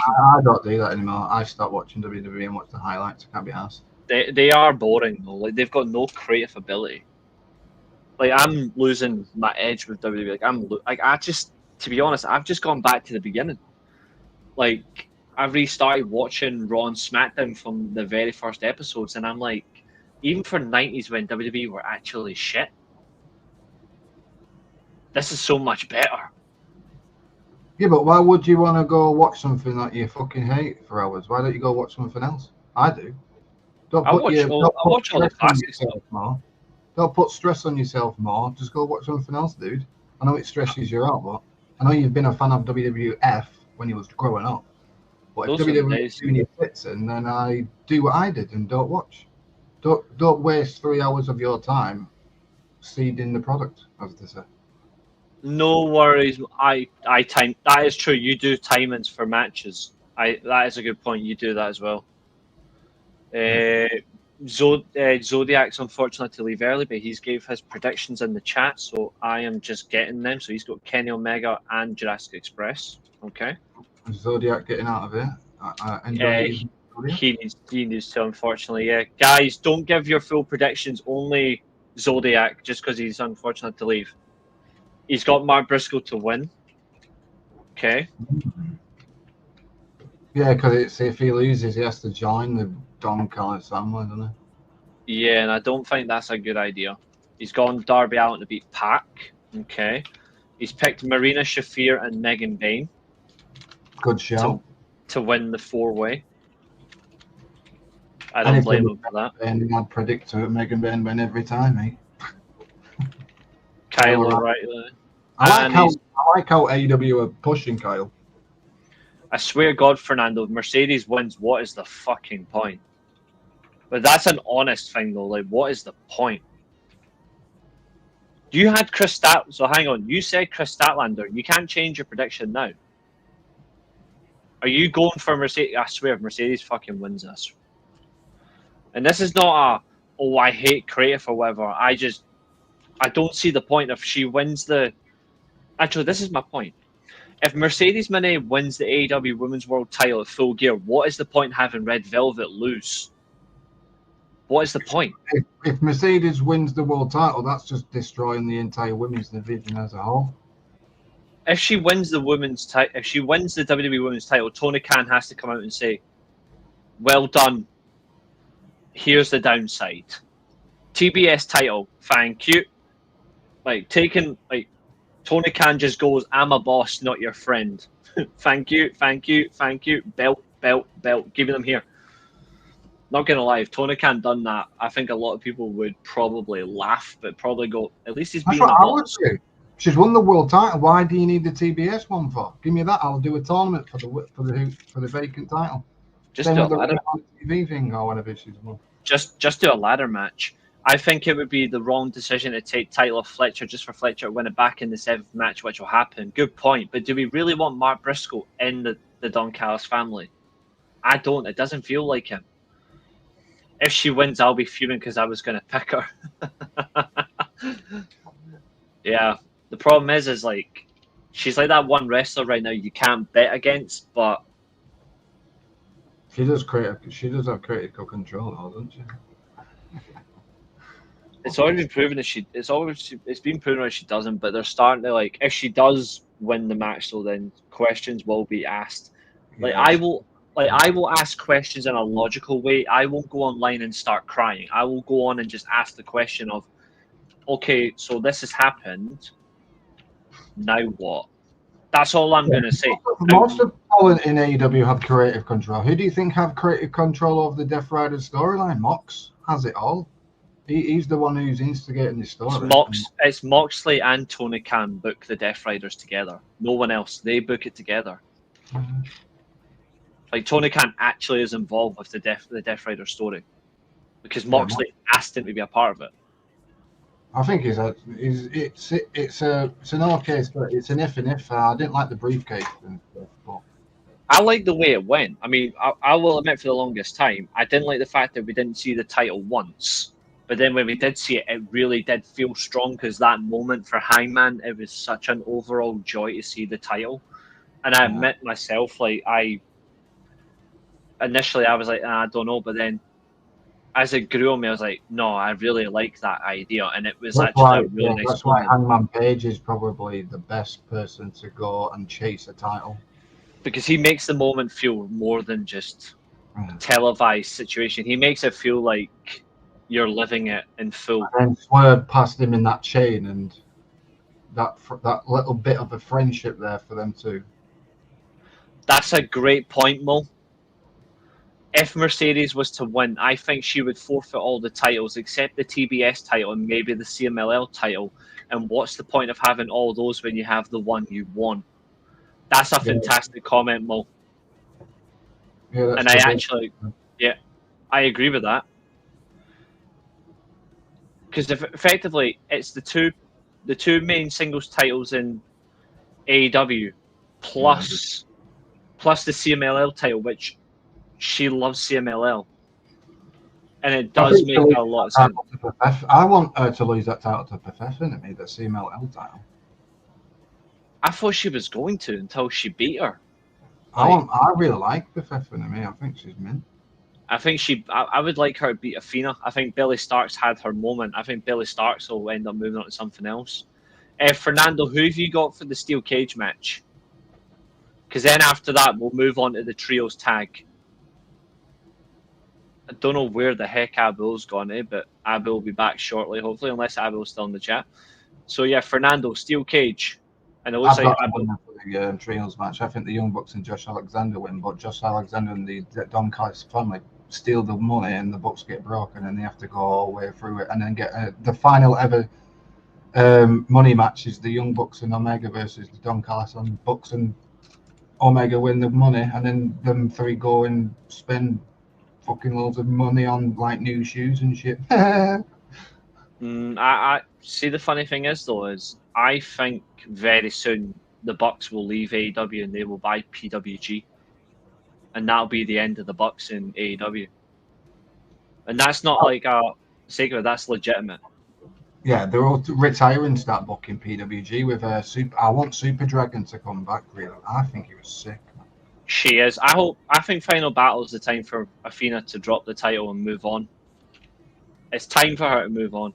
Yeah, I've also went for Ken and Jurassic Express. Nice. So you've went for the Bucks and Josh Alexander. See, I had a funny idea for how that match should go, and you'll see in a minute. I think Young Bucks and Josh Alexander win, but the Don Callis family steal Bucks' money, And then we have another final ever money match where the Bucks and the Young Bucks face the Don Callis family. Bucks and Omega win and then they just go off and buy like trendy shoes, suits. In fact, to be fair, Fernando, you did say Chris Statlander at the start. I'm not changing your prediction. That's not happening. Fernando, who have you got for the steel cage? I'm the only one who went with Joe. I generally don't think he wins, but I think they sadly recruit Eddie Kingston, and then we all have to suffer in silence. I like the direction where I went with Joe though. I think that's decent. Don't forget, I don't really like Hangman's Reign. I think he's a chaser rather than keeping the belt. He is a good chaser. If anyone else wants to join us, by the way, the link is in the chat. If you want to come on and join us as well.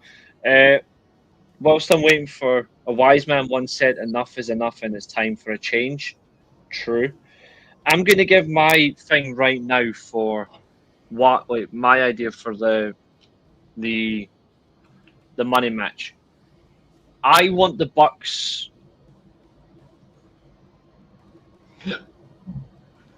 That's possible, Mo. The Young Bucks and Josh Alexander. Bucks take money and turn face, setting up a feud with them and the Don Callis family.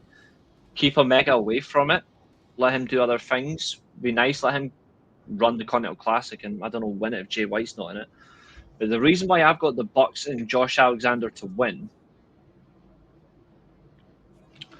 I've got them to win for a little funny moment. You might remember about when this match got announced. I said for a joke, how about the Bucks and Josh Alexander win it? The Bucks take the money. One of them takes the full amount and buys their EVP status back and screws the other over, and the other ends up with nothing. And it leads to dissension between the Bucks and between the two of them. It just gets wild. But then I thought to myself recently, actually, here's a better idea. And to be fair, Don Callis, actually, if you were listening to Dynamite carefully on Wednesday, you'll hear Don Callis actually reiterated what I thought. So I said for a joke, how about the Bucks and Josh Alexander win the match, and then the $1 million becomes their automatic entry fee into the Don Callis family, and they end up with nothing. And then Don, funnily enough, said it, I manage the money so they can just go and do their thing, being the best tag team in wrestling.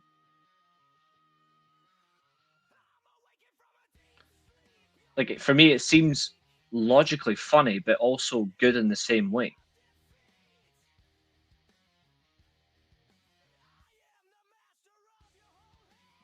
Like, that's my thought process, and I actually think that would be a very good continuity of a story, but it ruins the Bucks for good. Because it's the most that they're going to win in a single match, and then it gets stripped from them straight away by, you're now officially a member of the Don Callis family. Thanks for the $1 million. Bye. Like, I think it would be awesome.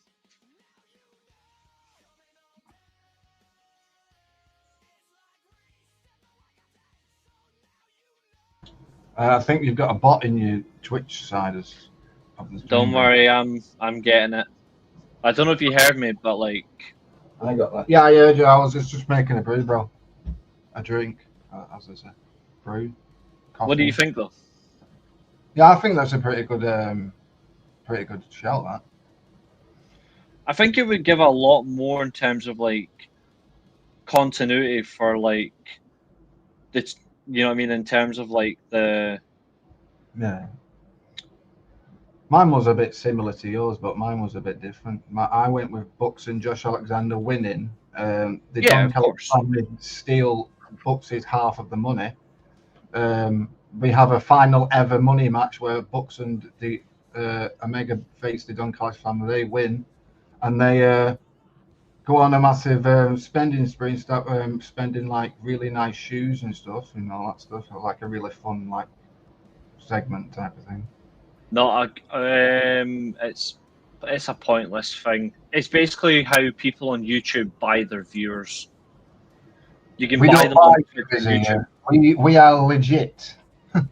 Big Mammo, I don't like. I actually know people that have actually went and bought views, they've bought subscribers on YouTube, and I'm like, you absolute idiot. Because top tip, see if you do that, Google and YouTube eventually catch on, and what will they do to your account? They will ban it for a life. They will nuclear bomb it, and they will nuclear bomb you off YouTube. Be original. Why don't you just be original and gain those subscribers anyway? Yeah, you establish yourself. You build yourself up properly. Plus, I've had my YouTube for like 10 years, and I've gained 10,000 subscribers over the 10 years. I know it's a bit. I know it's less than what I should have, but it is what it is, isn't it? I mean, the Steelchair's been going as a. It's because it's on Twitch though. One of my viewers is over there from but they're like, they don't really know how to use it. So I just jump in myself and get rid of them. I banned them though. It's what I don't like about the Twitch chats. I don't get them as much in. A lot when I'm just recording my content on the Twitch side of things. I just get a bot in the chat. It's like, do you want to pay some such and such a thing to buy subscribers or followers? No, I don't. Get out. Yeah. And Mo, since since I'm now on holiday, my schedule's a little bit less in that way. I'll be there tonight as well, so I'll see you after the show tonight as well. Even though I probably won't watch, but I'll watch the show. I just won't watch SmackDown. Maria's going for Kenny and Jurassic Express. Not a bad idea, although I've hit the wrong one. Hold on, sorry about that. Shit. There we go. Chester's also going for Kenny Omega and Jurassic Express. Yeah, and after this, when Jurassic Express lose this match, I think they should go for tag belts, at least in the tag division or something. I wouldn't mind that. Mo, who are you going for in the tag match? The $1 million trios tag. And James, if you're still in the chat, who are you going for, dude? Honestly, I didn't realize how long we've been live for, because it's been a good show. We've been live for 1 hour and 37 minutes. Yeah, it's all good. Didn't even notice. Did you even notice? No, I wasn't looking. It's the first time the whole show I've actually looked at the time that we've been live. It's all good. Doesn't really matter how long we've gone live, really. Nah, not at all. Kenny and Jurassic Express says James. Mo, there's 2 matches outstanding for you, mate. If you wouldn't mind, the world title and the trios 1 million match. Josh Alexander and company. that's one way to put it. And who have you got for the world title match in the steel cage? And then after that, we've got everybody bar Chester for the gauntlet. Chester, who have you got for the gauntlet match, dude?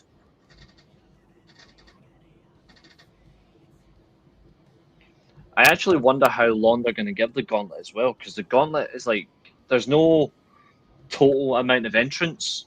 Would you start the Would you start the main show with that or what? Oh yeah, absolutely. Because I think that'd be it's a long match, isn't it? So you'd start that at the start, wouldn't you? I think it'd be the best way to start the show. A new title. It's a good show concept. Yeah, I would go for it. Chester's going for Jay White to win the gauntlet. Nice. That's a good shout. Everybody in the chat, including myself and yourself, dude, we all get one change for the whole card of our predictions. So any matches you've predicted at the moment, if you want to wait till you've predicted the entire card, at that point you can then make your one change. Only one. And also Mo's gone for Bucks and Alexander. That's fine. We've all done that, so we're moving on. No DQ AEW TNT title. I don't want to see Mark Briscoe in it, but he has actually had a very good couple of months. Do they reward him with a title? I think they should really. I go with Chicken Boy. Chicken boy. What? That's what he's Fernando. called. Yep, Fernando made his change. Yep, I'll grant it. He went for Mercedes Moné.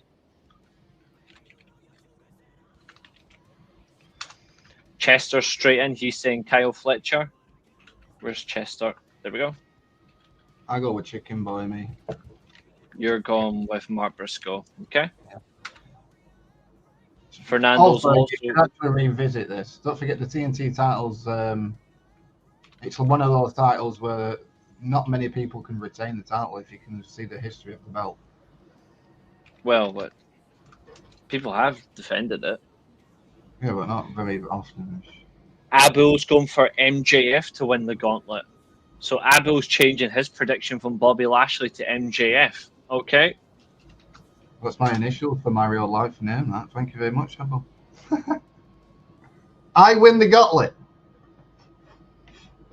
James is going the ultimate baby maker, Mark Briscoe. It's called Chicken Boy, you say it. I am not putting that on this. James is also going for Mark Briscoe. I think we get a. How many matches have we had between Kyle and Mark? Like 5, I think.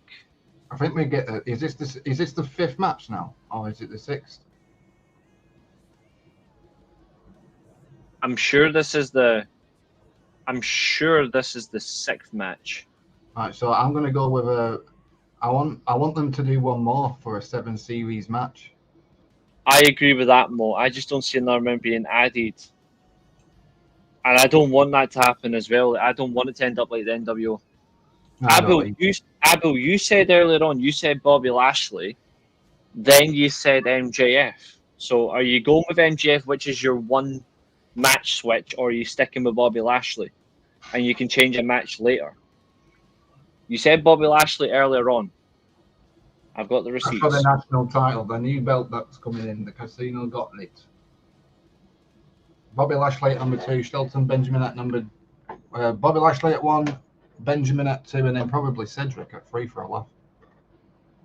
He needs to he needs to rename the J Driller to the Baby Driller, because that's all he does now. He makes babies, so he can just drill their heads into the mat and just kill them all. Because Mark hates people. He hates your kids. He hates your family. He kills them all. Why don't they have a Matt Briscoe versus Christian Cage feud? No. I don't give a fuck about your 10 kids. That'd be funny as hell. That. I love Christian Cage, man. See, Mo gets it. Mo instantly laughing after I said it. I'll stick to MJF. I'm clarifying. I was just confused until I realised Ricochet and Bobby are starting. No, it's Bobby Lashley and Shelton Benjamin that are starting. Yeah, don't forget the match can end though.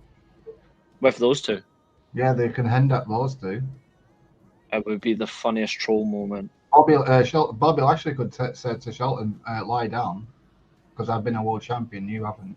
Which is what I said. Then it's copy my material. That's fucking hilarious.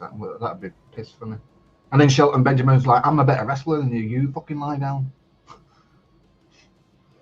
And then they start fucking arguing for about 5 minutes, and then the third entrant comes out, and Cedric Alexander comes in, and it's like, hey, hi guys. If AEW signs Cedric Alexander, they're absolutely stupid. I'm sorry. For all the people that actually rate Cedric Alexander, like, what do you see in him? He's fucking crap. The only good match he's ever had is with Ibushi. And that wasn't a Cruiserweight Classic, if you can remember that one. That's because Ibushi wasn't on. Ibushi chose that day to not take drugs. If he had taken drugs, which is what I was hoping he would have done, then he would have killed Cedric Alexander and we can all celebrate. Mate, Ibushi could kill anyone. We hurt people. Nah. Ibushi should join the Hurt Syndicate. We hurt people. No. No. I'm joking, you dick. To be fair, guess what we do on this channel, though? We do one thing on this channel. It's not hurt people. It's we predict people. We predict people. I'm going to say something crazy, and this is actually the craziest thing ever. See, for all the people who think the likes of Terry Funk and Sabu are the craziest wrestlers of all time, I think Ibushi is the craziest wrestler of all time. New Jack. Nah, he's just a bona fide bully. He's just a lunatic. And Well, he is a lunatic, but there's some, like, obviously, like Sabu, and I'm not going to discredit Sabu or Terry Funk. I love their careers. What I mean is, like, Ibushi is just flat out. That man just does not see anything as. he just goes in the ring and just says, "I'm going to kill you." Like, not like Ibushi's one of those where I think Abu would murder 10 people with an elephant, and he'll say, That's a good show, Abdul. it's my goal. Yeah, Abdul the Butcher's a madness. he's a fucking lunatic. Isn't Ibushi's probably one of those people that would probably do a 6:30, like in his prime. He would probably do a 6:30 senton off an elephant and say, "It's just my way to get cultured." That Will Ospreay and Ibushi match, that was brutal. That one, fucking Christ. Mm. That's how Ibushi got hurt as well, isn't it? Yeah, sucks though, because that guy, he really, the only thing he ever did wrong was hold the 2 titles at once. That was it. That's the only thing he's ever done wrong in wrestling. Yeah. Because that should never have happened. But he did out wrestle Okada. I think he out wrestles pretty much everyone, to be fair. Yeah. When he kicked out the one-winged angel, that shows like just how, like, where he is. Who was that guy you faced before? And he just went all fucking. He saw red Ibushi and he just started kicking the living shits out of him in the ring. The referee had to stop it and everything. He's done that to a few people. Like I saw him do it to Naito once. But the one that shocked me is when he done it to fucking Shibata. Yeah, I've seen that one. And Shibata's a tough guy. Like Shibata hit him with the penalty kick, and I think he got Ibushi in the jaw. Like, he got him in the jaw. And it's similar to when Kaito Kiyomiya fucking kicked Okada square in the face. And then Okada just murdered him. Ibushi just got up and he hit a back fist. He hit a back fist on Shibata, and I swear to God, I think Shibata saw stars. Yeah, he was seeing Like, he was off his nut. I was like, yeah, you've activated murder mode. Off topic, but Reece, have you watched any of the tag league? I have. Yes. Yeah, I watched night one. I really enjoyed it, mate. Did you, Reece? I think the tournament started well. I think there's some teams in there that are going to slowly find their feet in the tournament, but I've really enjoyed it so far. And Yeah, just for this, and I'm also going for Mark Briscoe, by the way. Yeah, the first tournament of brackets of the first night of World Tag League I actually really enjoyed it, man. I thought it was funny in the main event when Driller and Shingle was doing that fucking it's Driller time, it's Shingle time, whatever they say. What is it? Yeah, it was good. Yeah, it was definitely good. Like, it's really good. I need to fix And they've one. even got a name as well, haven't they? Yeah, they do. I'm just fixing something. There we go. Yeah, that's done. I think they should win. I don't think they will. They got a good chance, haven't they? Yeah, but they won't. I was surprised about Bishamon losing to Taichi and fucking what you call it. Nah, don't think so. Mo, who are you going for the... I'm assuming you're going for Mark Briscoe as well, Mo. And then Maria, I need your prediction as well, please. Well, this Darby Allin and Pac one is a bit hard for me, but I'll think. Give me a minute. I'm going with... I actually think Pac will win, to be honest. I think Pac needs to get a win over Darby. How could you be surprised at Tai Chi winning, Temple? Says Josiah. Ooh, he's challenging you. Because it's Bishamon. You used to have been hyping Bishamon saying they'll win it this year. So, Who did? Used to. You said Bishamon was going to probably win it this year. The World Tag League. No, I did not. I did not. Because it's Bishamon. But I Just never said Bishamon would win it. Right, you put Hiroki Goto and Yoshihashi, Bishamon, who's won World Tag League 3 times, right? And You're the one that's clearly hyping them up, you nugget. I never said it. And exactly, Josiah said Knockout Brothers. I said Suji and that was it. I said Shota and Yuya Umura because it just seems bloody obvious about how. To be fair, you also said the same thing, Josiah. But the team, I think, an unfortunate winner will be Shota and Yuya. The team I want to win World Tag League is Gabe Kidd and Yota Tsuji. Yeah, but that means Yota Tsuji will have to do fucking double duty at Wrestle Kingdom. Not. Exactly. I want Shingo and Driller to win. That'd be a good team to win it. I wouldn't mind that. Darby and Pac is going to be crazy good. I agree. Yeah, but you put a team with like Bishamon, who's won the tag league for fucking 3 times, right? And then you go they're done though. Taichi and fucking what's his name? Fucking Kojima, is it? Isn't it? Yes. Yeah, put them teams together and think who would really win that in a really be real. Bishamon, wouldn't they? But you saw a shock. Exactly. Dookie's doing double, so why not Tsuji? Exactly. That's who I want to win the World Tag League, though. I want Tsuji and Gabe Kidd to win it. Yeah, but Doiku's not defending his junior title. He will, though. He will. Yeah, but what's the point with the 4-way then? Because he can still defend his title against the winner. Same show. Just do it on the show. Yeah. There's no shame in that. It's happened before. Did you see Yo going on a fucking mental breakdown? Yeah, it's normal. Maria, who have you got to win the TNT title match? Sorry. The title. Yeah, okay. That's at the very end. World Tag Team titles is at the very end. We've still got 2 matches first. Let's see if we've got everyone else.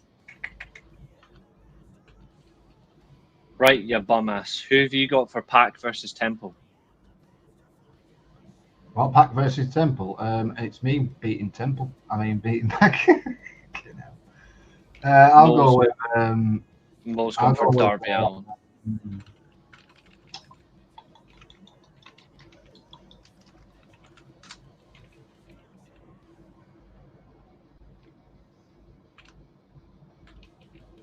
I go with Pac beating Darby.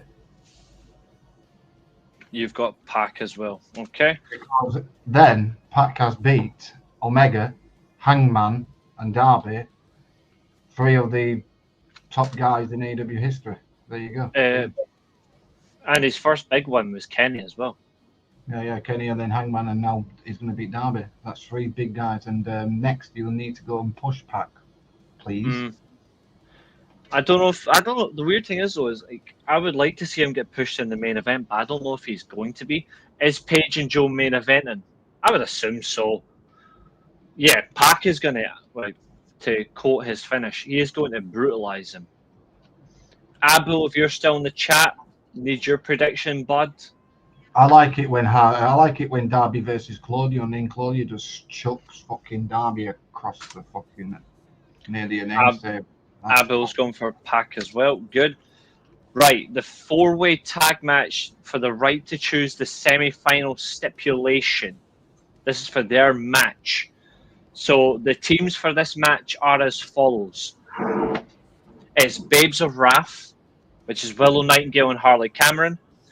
They take on Julia Hart and Sky Blue, the Sisters of Sin, versus the Timeless Love Bombs, Timeless Tony Storm and Mina Shirakawa, versus Megan Bayne and Marina Shafir.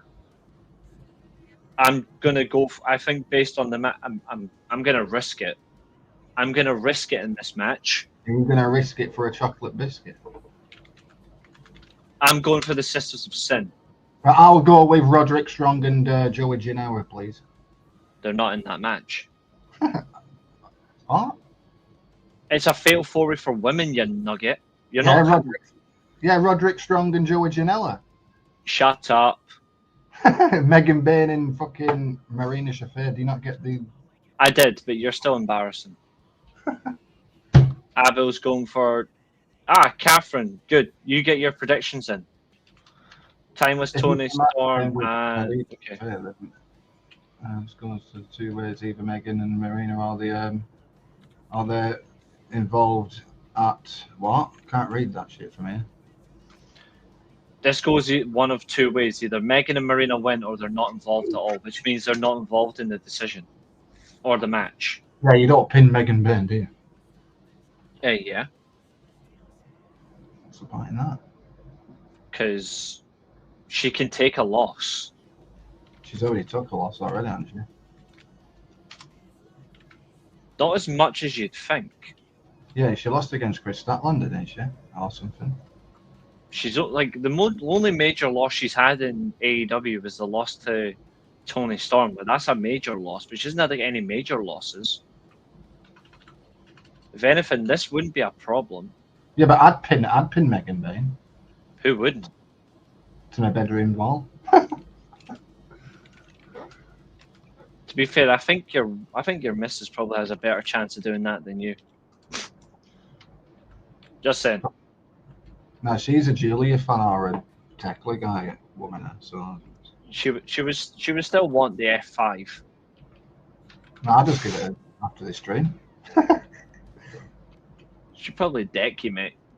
Probably really want to do. Let's see. Timeless Tony Storm and Marina as well, so we've got 2 for the Timeless Love Bombs.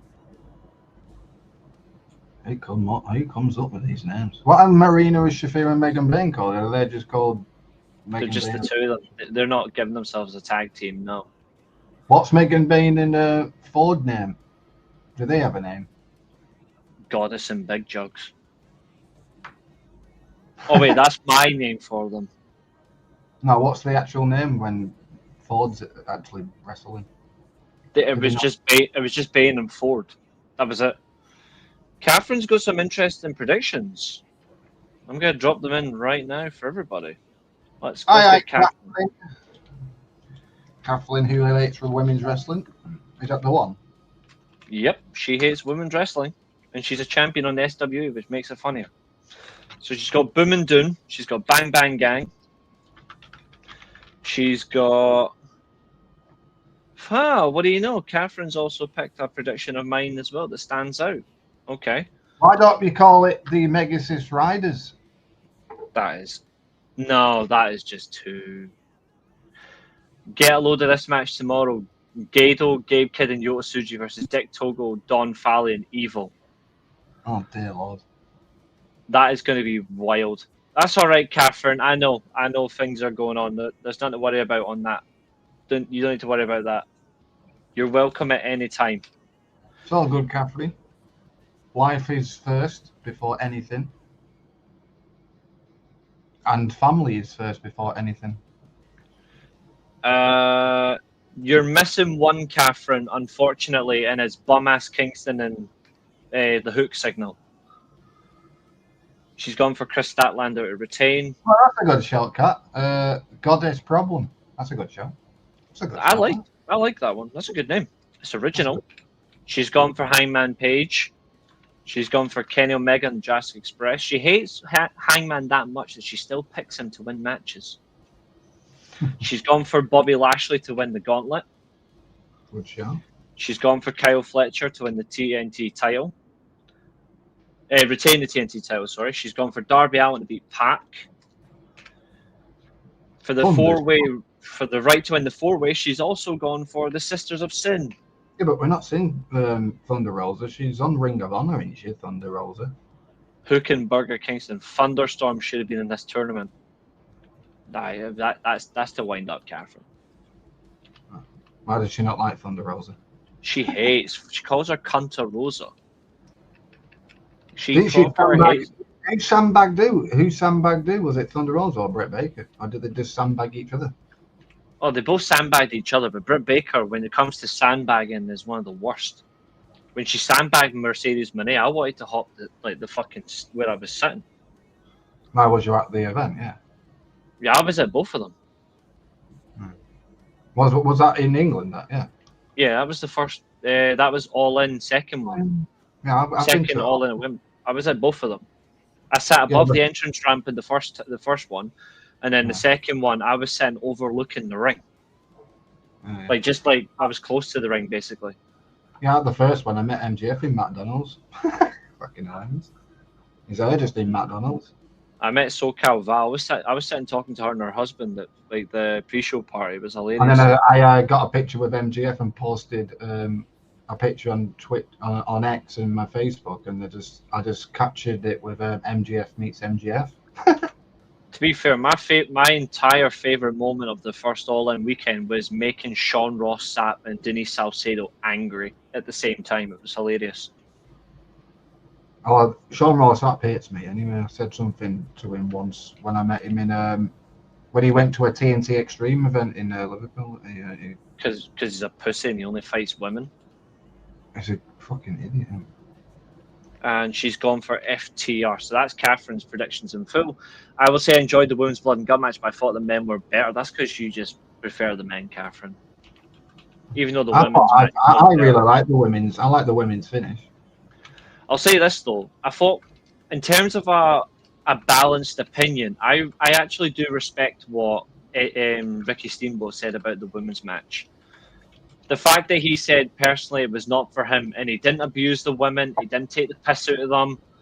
He just simply said, for me, it was too much for him, and he just couldn't concentrate on it. Whereas other people would go, "Oh, it's too much blood. It doesn't work for me." Like, I like the fact that he was just honest. You know, like he said this was too much. I mean, he's been in these matches before, so his opinion actually makes sense.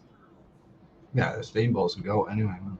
No, like I admire what he said. I've got no ill will with what he said. You know, like for me, I'm like, you know what, that's a fair opinion.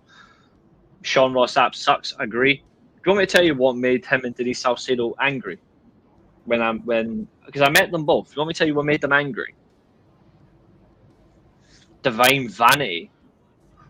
Oh, that's not a bad choice. That's a good name, real Mo. I like that. I like that. You could give that to Bane and Shafir as well, to be fair. So for this predictions now, we only need James, I think. Yep, James for the tag match. Josiah. He's gone for Megan and yep, that's fine. He's gone for Megan and Shafir. I need yours and James. And that's that one, then we can move on. What have you done? Mine, yeah. Yeah, you've not done yours yet. So we need to get yours.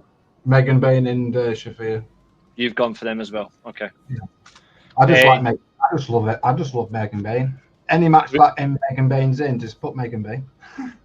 The reason why I went with the Sisters of Sin is purely because I think the best tag team in this tournament is Julia Hart and Sky Blue. But the best all round tag team, the best understanding team, like they actually complement each other better, and they're actually two separate characters in a team, which is what people want. What's amazing about Megan Bain? I'm going to be honest. She's in this tag tournament and she's doing one in Japan as well. Yeah, she's doing really well, but that's why I wouldn't have her win this tournament. No, I don't want her winning the tournament. It's just putting it out there that she's doing two tournaments in separate countries. I would. For me personally, I want Sky Blue and Julia, since Ty J aren't in it anymore. I want Deonna was never included from the start, but that's for other reasons.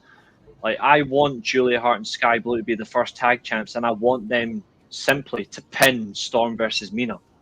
Like I want Julia Hart to pin Toni Storm in the final match. James has gone for Megan Bain and Marina Shafir as well. I would probably say that they're setting up Storm, Mina, and Megan Bain and Shafir, or a Shafir versus Toni Storm match. With the outcome of the Blood and Guts. Toni Storm is going to become Torture Toni Storm, and she's going to turn on Mina Shirakawa in the final. She's going to turn heel. And Catherine, we all know, like you love Hangman, we know you're talking shit. Deonna does not suck. Behave yourself. She sucks, Steve Macklin. I mean, to be fair, like, is her husband. Can you tell her any otherwise? I mean, she's the wrong person, but yeah, I didn't say that out loud. You did. To be fair, I've met them both. They're both great people.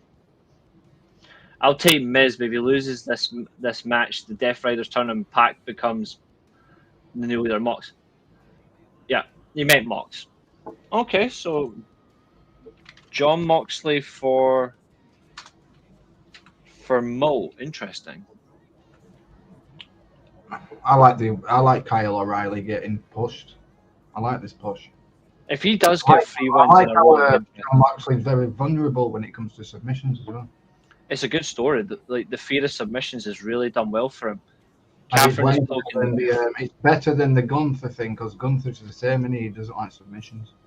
Yeah, but Gunther's just a chopping pussy. And now he's dressing up like he's Mark Mero and he still can't punch.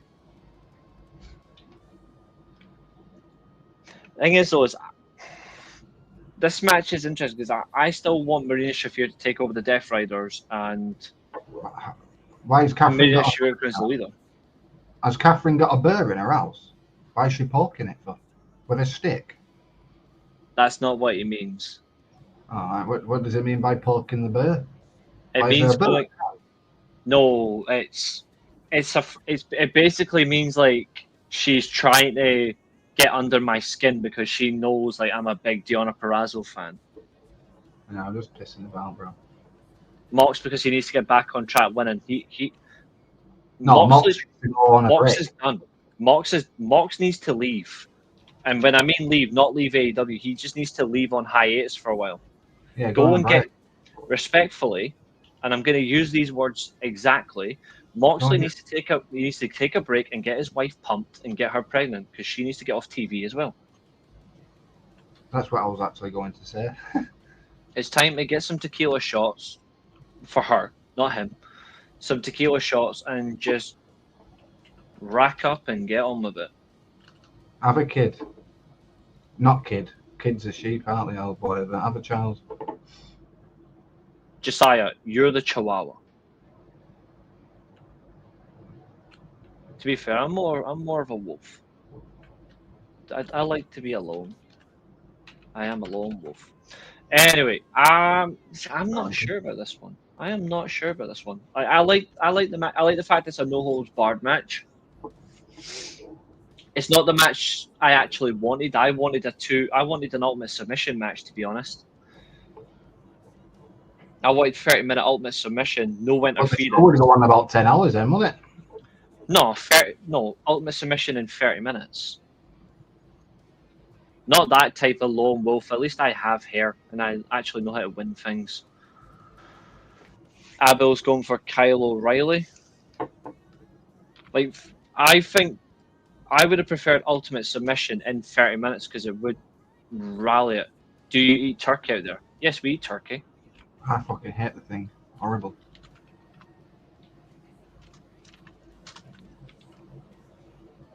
This is the right time for Kyle O'Reilly to get a big statement win. Like, if he wins it no holds barred, it's a statement.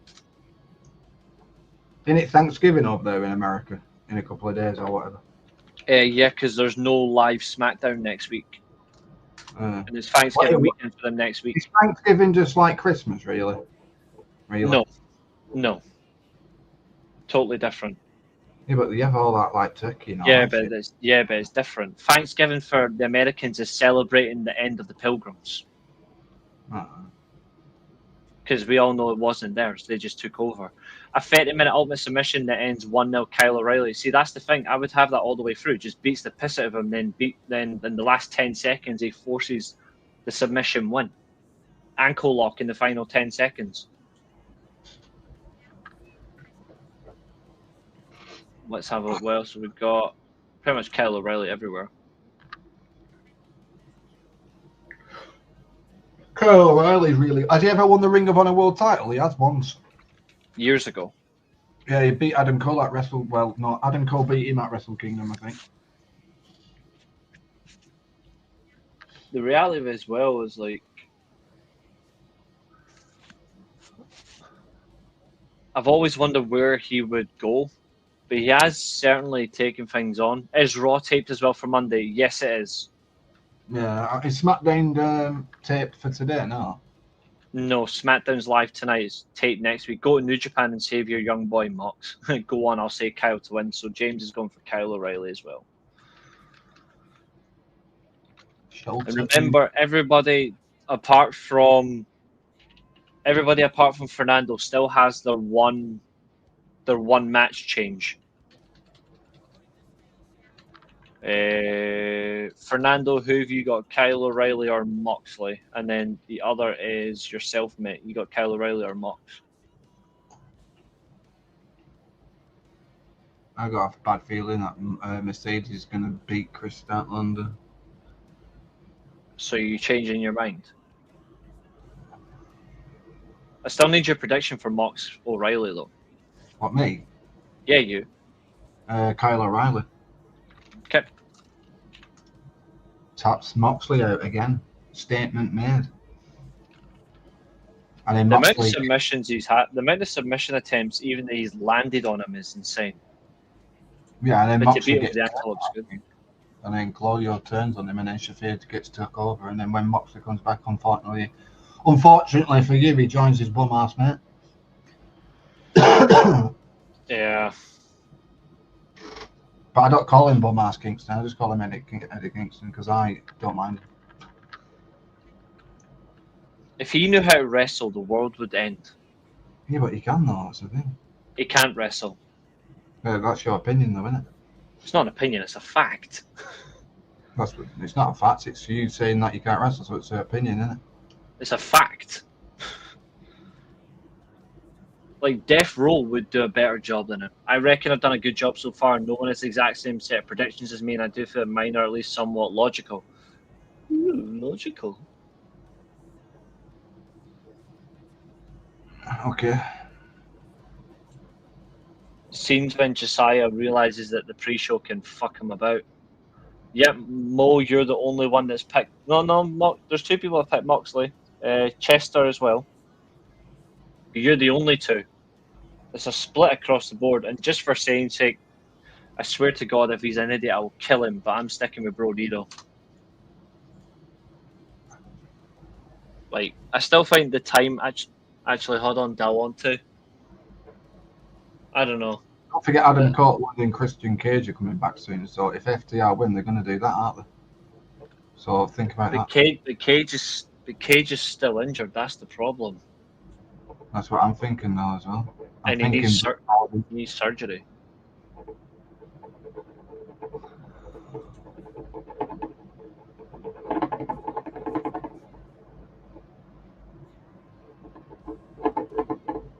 I kind of really liked Brodido, you know. I know it's a massive makeshift team, but I've enjoyed it. I don't want him to ruin the opportunity.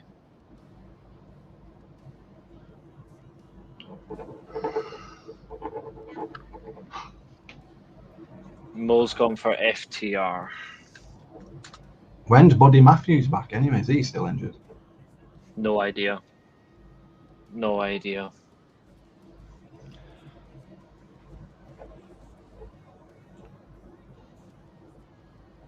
Could do a jealousy angle.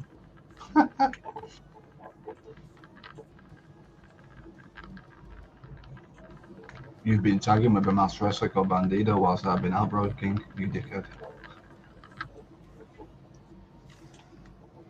I don't see that as a logical thing, though. You know?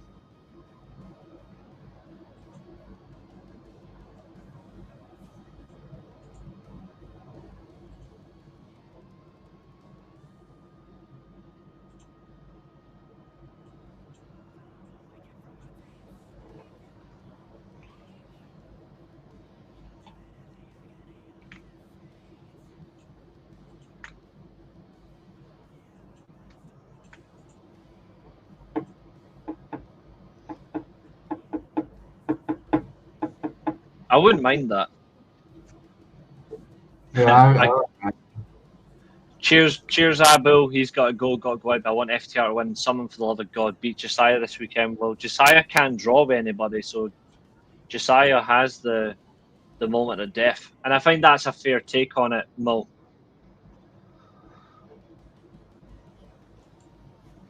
It's your own fault for drawing at the last event, mate. Right, who did he draw against? It was a triple draw, but he already had it, and then. Wasn't it me and somebody else? And it was Josiah, me and someone else, wasn't it? Mm-hmm. Yeah. Let me just. Is everyone caught up? And then I thought of you drawn with me and Josiah. Me and the guy would have like jumped Josiah from behind or something. 2-on-1 handicap match for a laugh. Joking, obviously.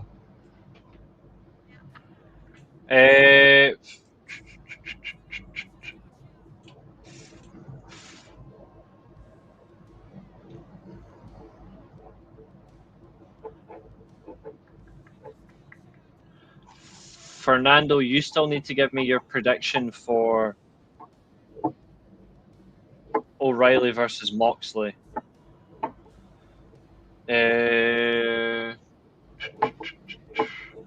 Chester's going for Brodido.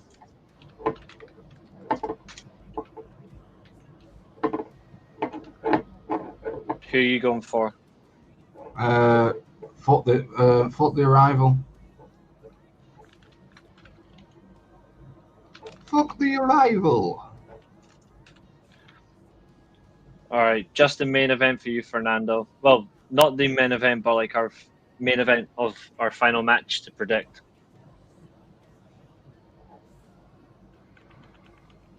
Do you know what FTR really stands for, really?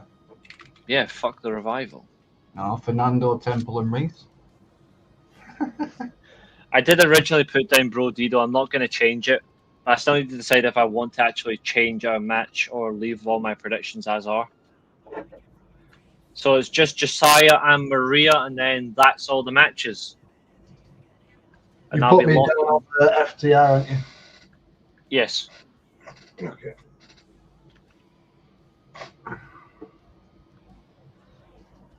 We've had a good, consistent audience as well tonight, which I'm happy with. Same with the other night, like over 900 plus views on a bloody stream is insane. On one anyway, and the other's over 100 as well. Have you checked your football stream lately? Yeah, both combined are nearly 1,100 views combined. Oh, that's mad, that, isn't it? So Maria and Josiah, your final one, 21 plex to glory. Nice one. Such a cool finisher as well. I like the fact it's just such a basic finish, but it's actually modified from the handspring into the backflip for a German suplex. So Maria, your last up. Brodido or FTR? Yeah, but you did it one-handed once, which was fucking impressive as anything, that. Hechicero. One-handed. Hechicero after he beat the piss out of him for 30 plus minutes. Yeah, Hechicero's good. He's brilliant. Who do you think's better, Hechicero or Zack Sabre Jr.?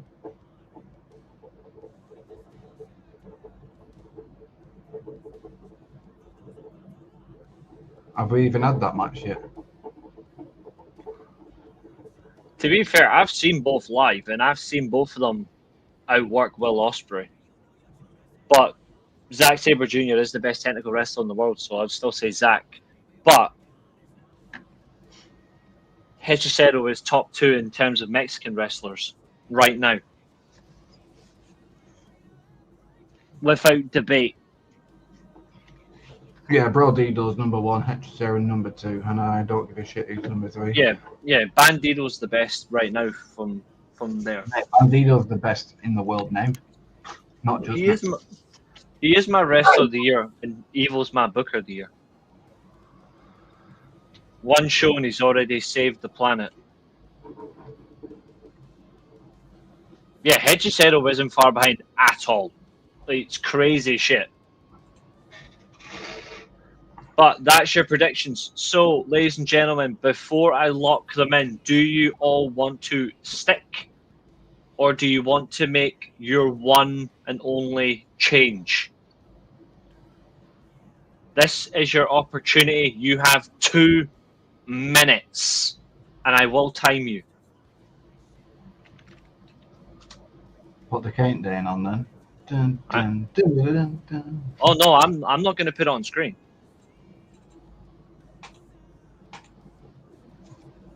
I'm just going to tell you.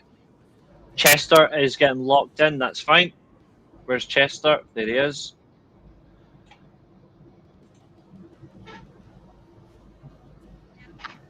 Chester's locked in. James is happy. That's fine.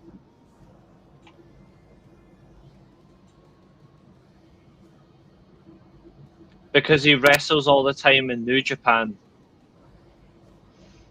It's simply because he's in New Japan and they don't like the fact there's actually a dumbass on Twitter who thinks he does flippy shit, and I'm like, you clearly don't know what you're talking about, you fucking old prick. But it's because he's in New Japan.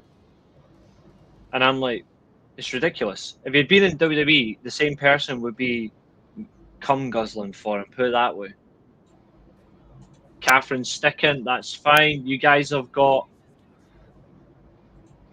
a minute left to confirm. That includes you, dude. Yeah, no, I've only one match changed me. Which one are you changing? Or are you sticking?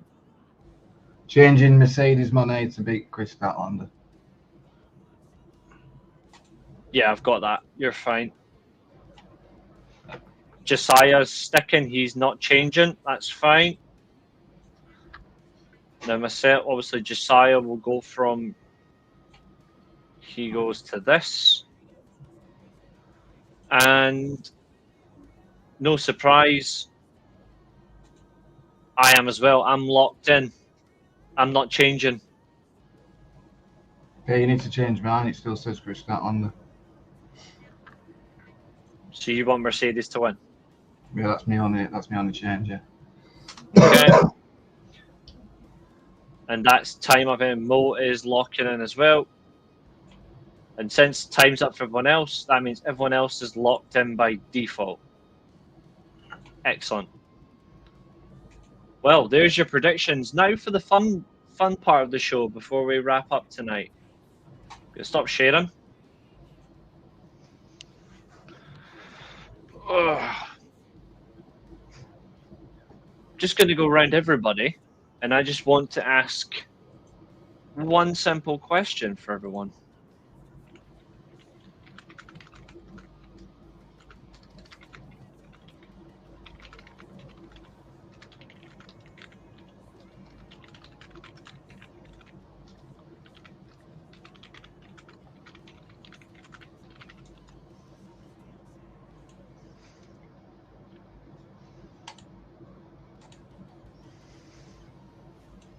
What is your favorite Full Gear match so far?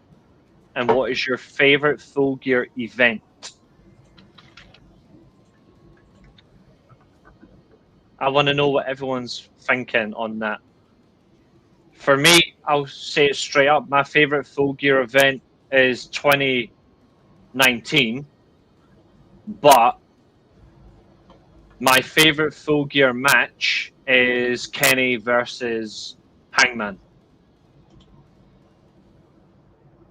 Watch along tomorrow? Nah, there won't be a watch along. I'm not doing any more watch alongs for the rest of the year. There's just because it's on so late as well. I'm even though I'm on holiday, I still want to at least make sure that I'm not zonked out.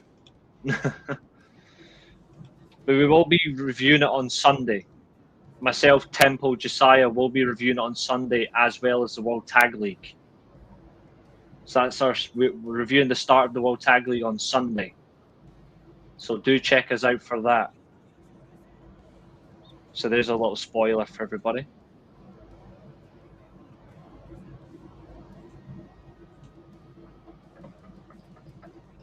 I actually agree with yours, but definitely looking forward to Darby and Pac.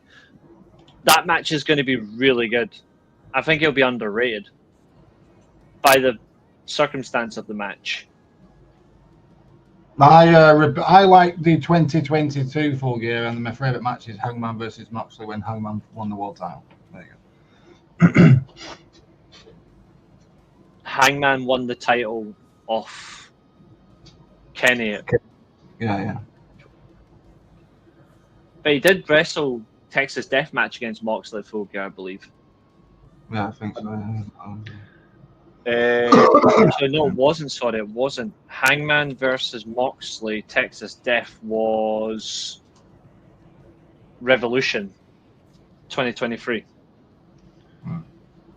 Hangman versus Kenny, his favorite match as well, but Josiah says his favorite event is 2022. Fair. Fernando says the first Full Gear. What's your favorite match though? Yeah, Full Gear 2022 is my favorite. I Full like the Gear 2022 was good. the Regal thing is good. Main event. Aye, when he turned on, when MJF we got help and we beat Moxley. Yeah, that was good to be fair. The Acclaim versus Swerve and I Glory for the tag. Jamie Hayter beat Tony Storm. Sting and Darby. Joe beat Wardlow and Powerhouse Hobbs for the team. Yeah, who cares about Powerhouse Hobbs? To be fair, the best match on the card, in my opinion, was the trios match. Yeah. That was by far. Yeah. To be fair, Jericho versus Danielson versus Guevara versus Claudio was actually good as well. Yeah, 4-way for the Ring of Honor World Title. Yeah.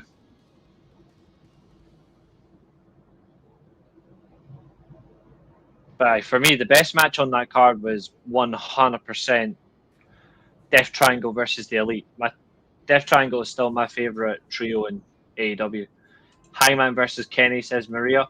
Favorite Full Gear match, MJF Mox. And favorite event, Chester also says 2022. Nice.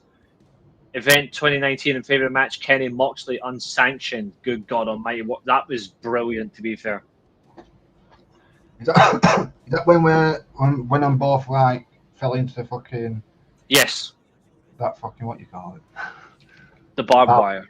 Barbed wire. That fuck horrible that one. Have we seen the last of Jericho and AEW? I don't think so. Well, he's more doing his podcast. I need to subscribe to Mo. So if Mo wants to put his YouTube link in the chat, I need to go and sub. I forgot last time. I can just press his name, can't I? Can I? It's because he does specifically that channel I put in the chat. Also, Sunday I've got early NFL game. Sad. See you in a few hours. Reece, talk to you later. Yeah, talk to you later, mate. I will see you then. To be fair, Full Gear 2021 was dope. There you go, guy. I think I've subbed to the right channel, I think. Full Gear 2021, for me, has the best main event in the history of the event, which is obviously the... Has he got 20k? Yeah. Yeah, that's the one. I subscribed to you anyway. Such a good event, that. I'm just glad we had, like, in terms of that show, we had the right winner for every single match, except for Britt Baker.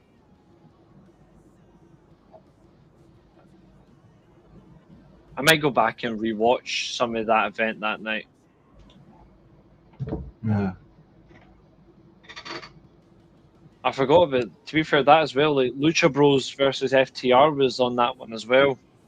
That followed MJF versus Darby when he beat him with the headlock takeover. My favourite tag match from AEW history is probably like cage match with Bucks and Luchas. That was sick. That one.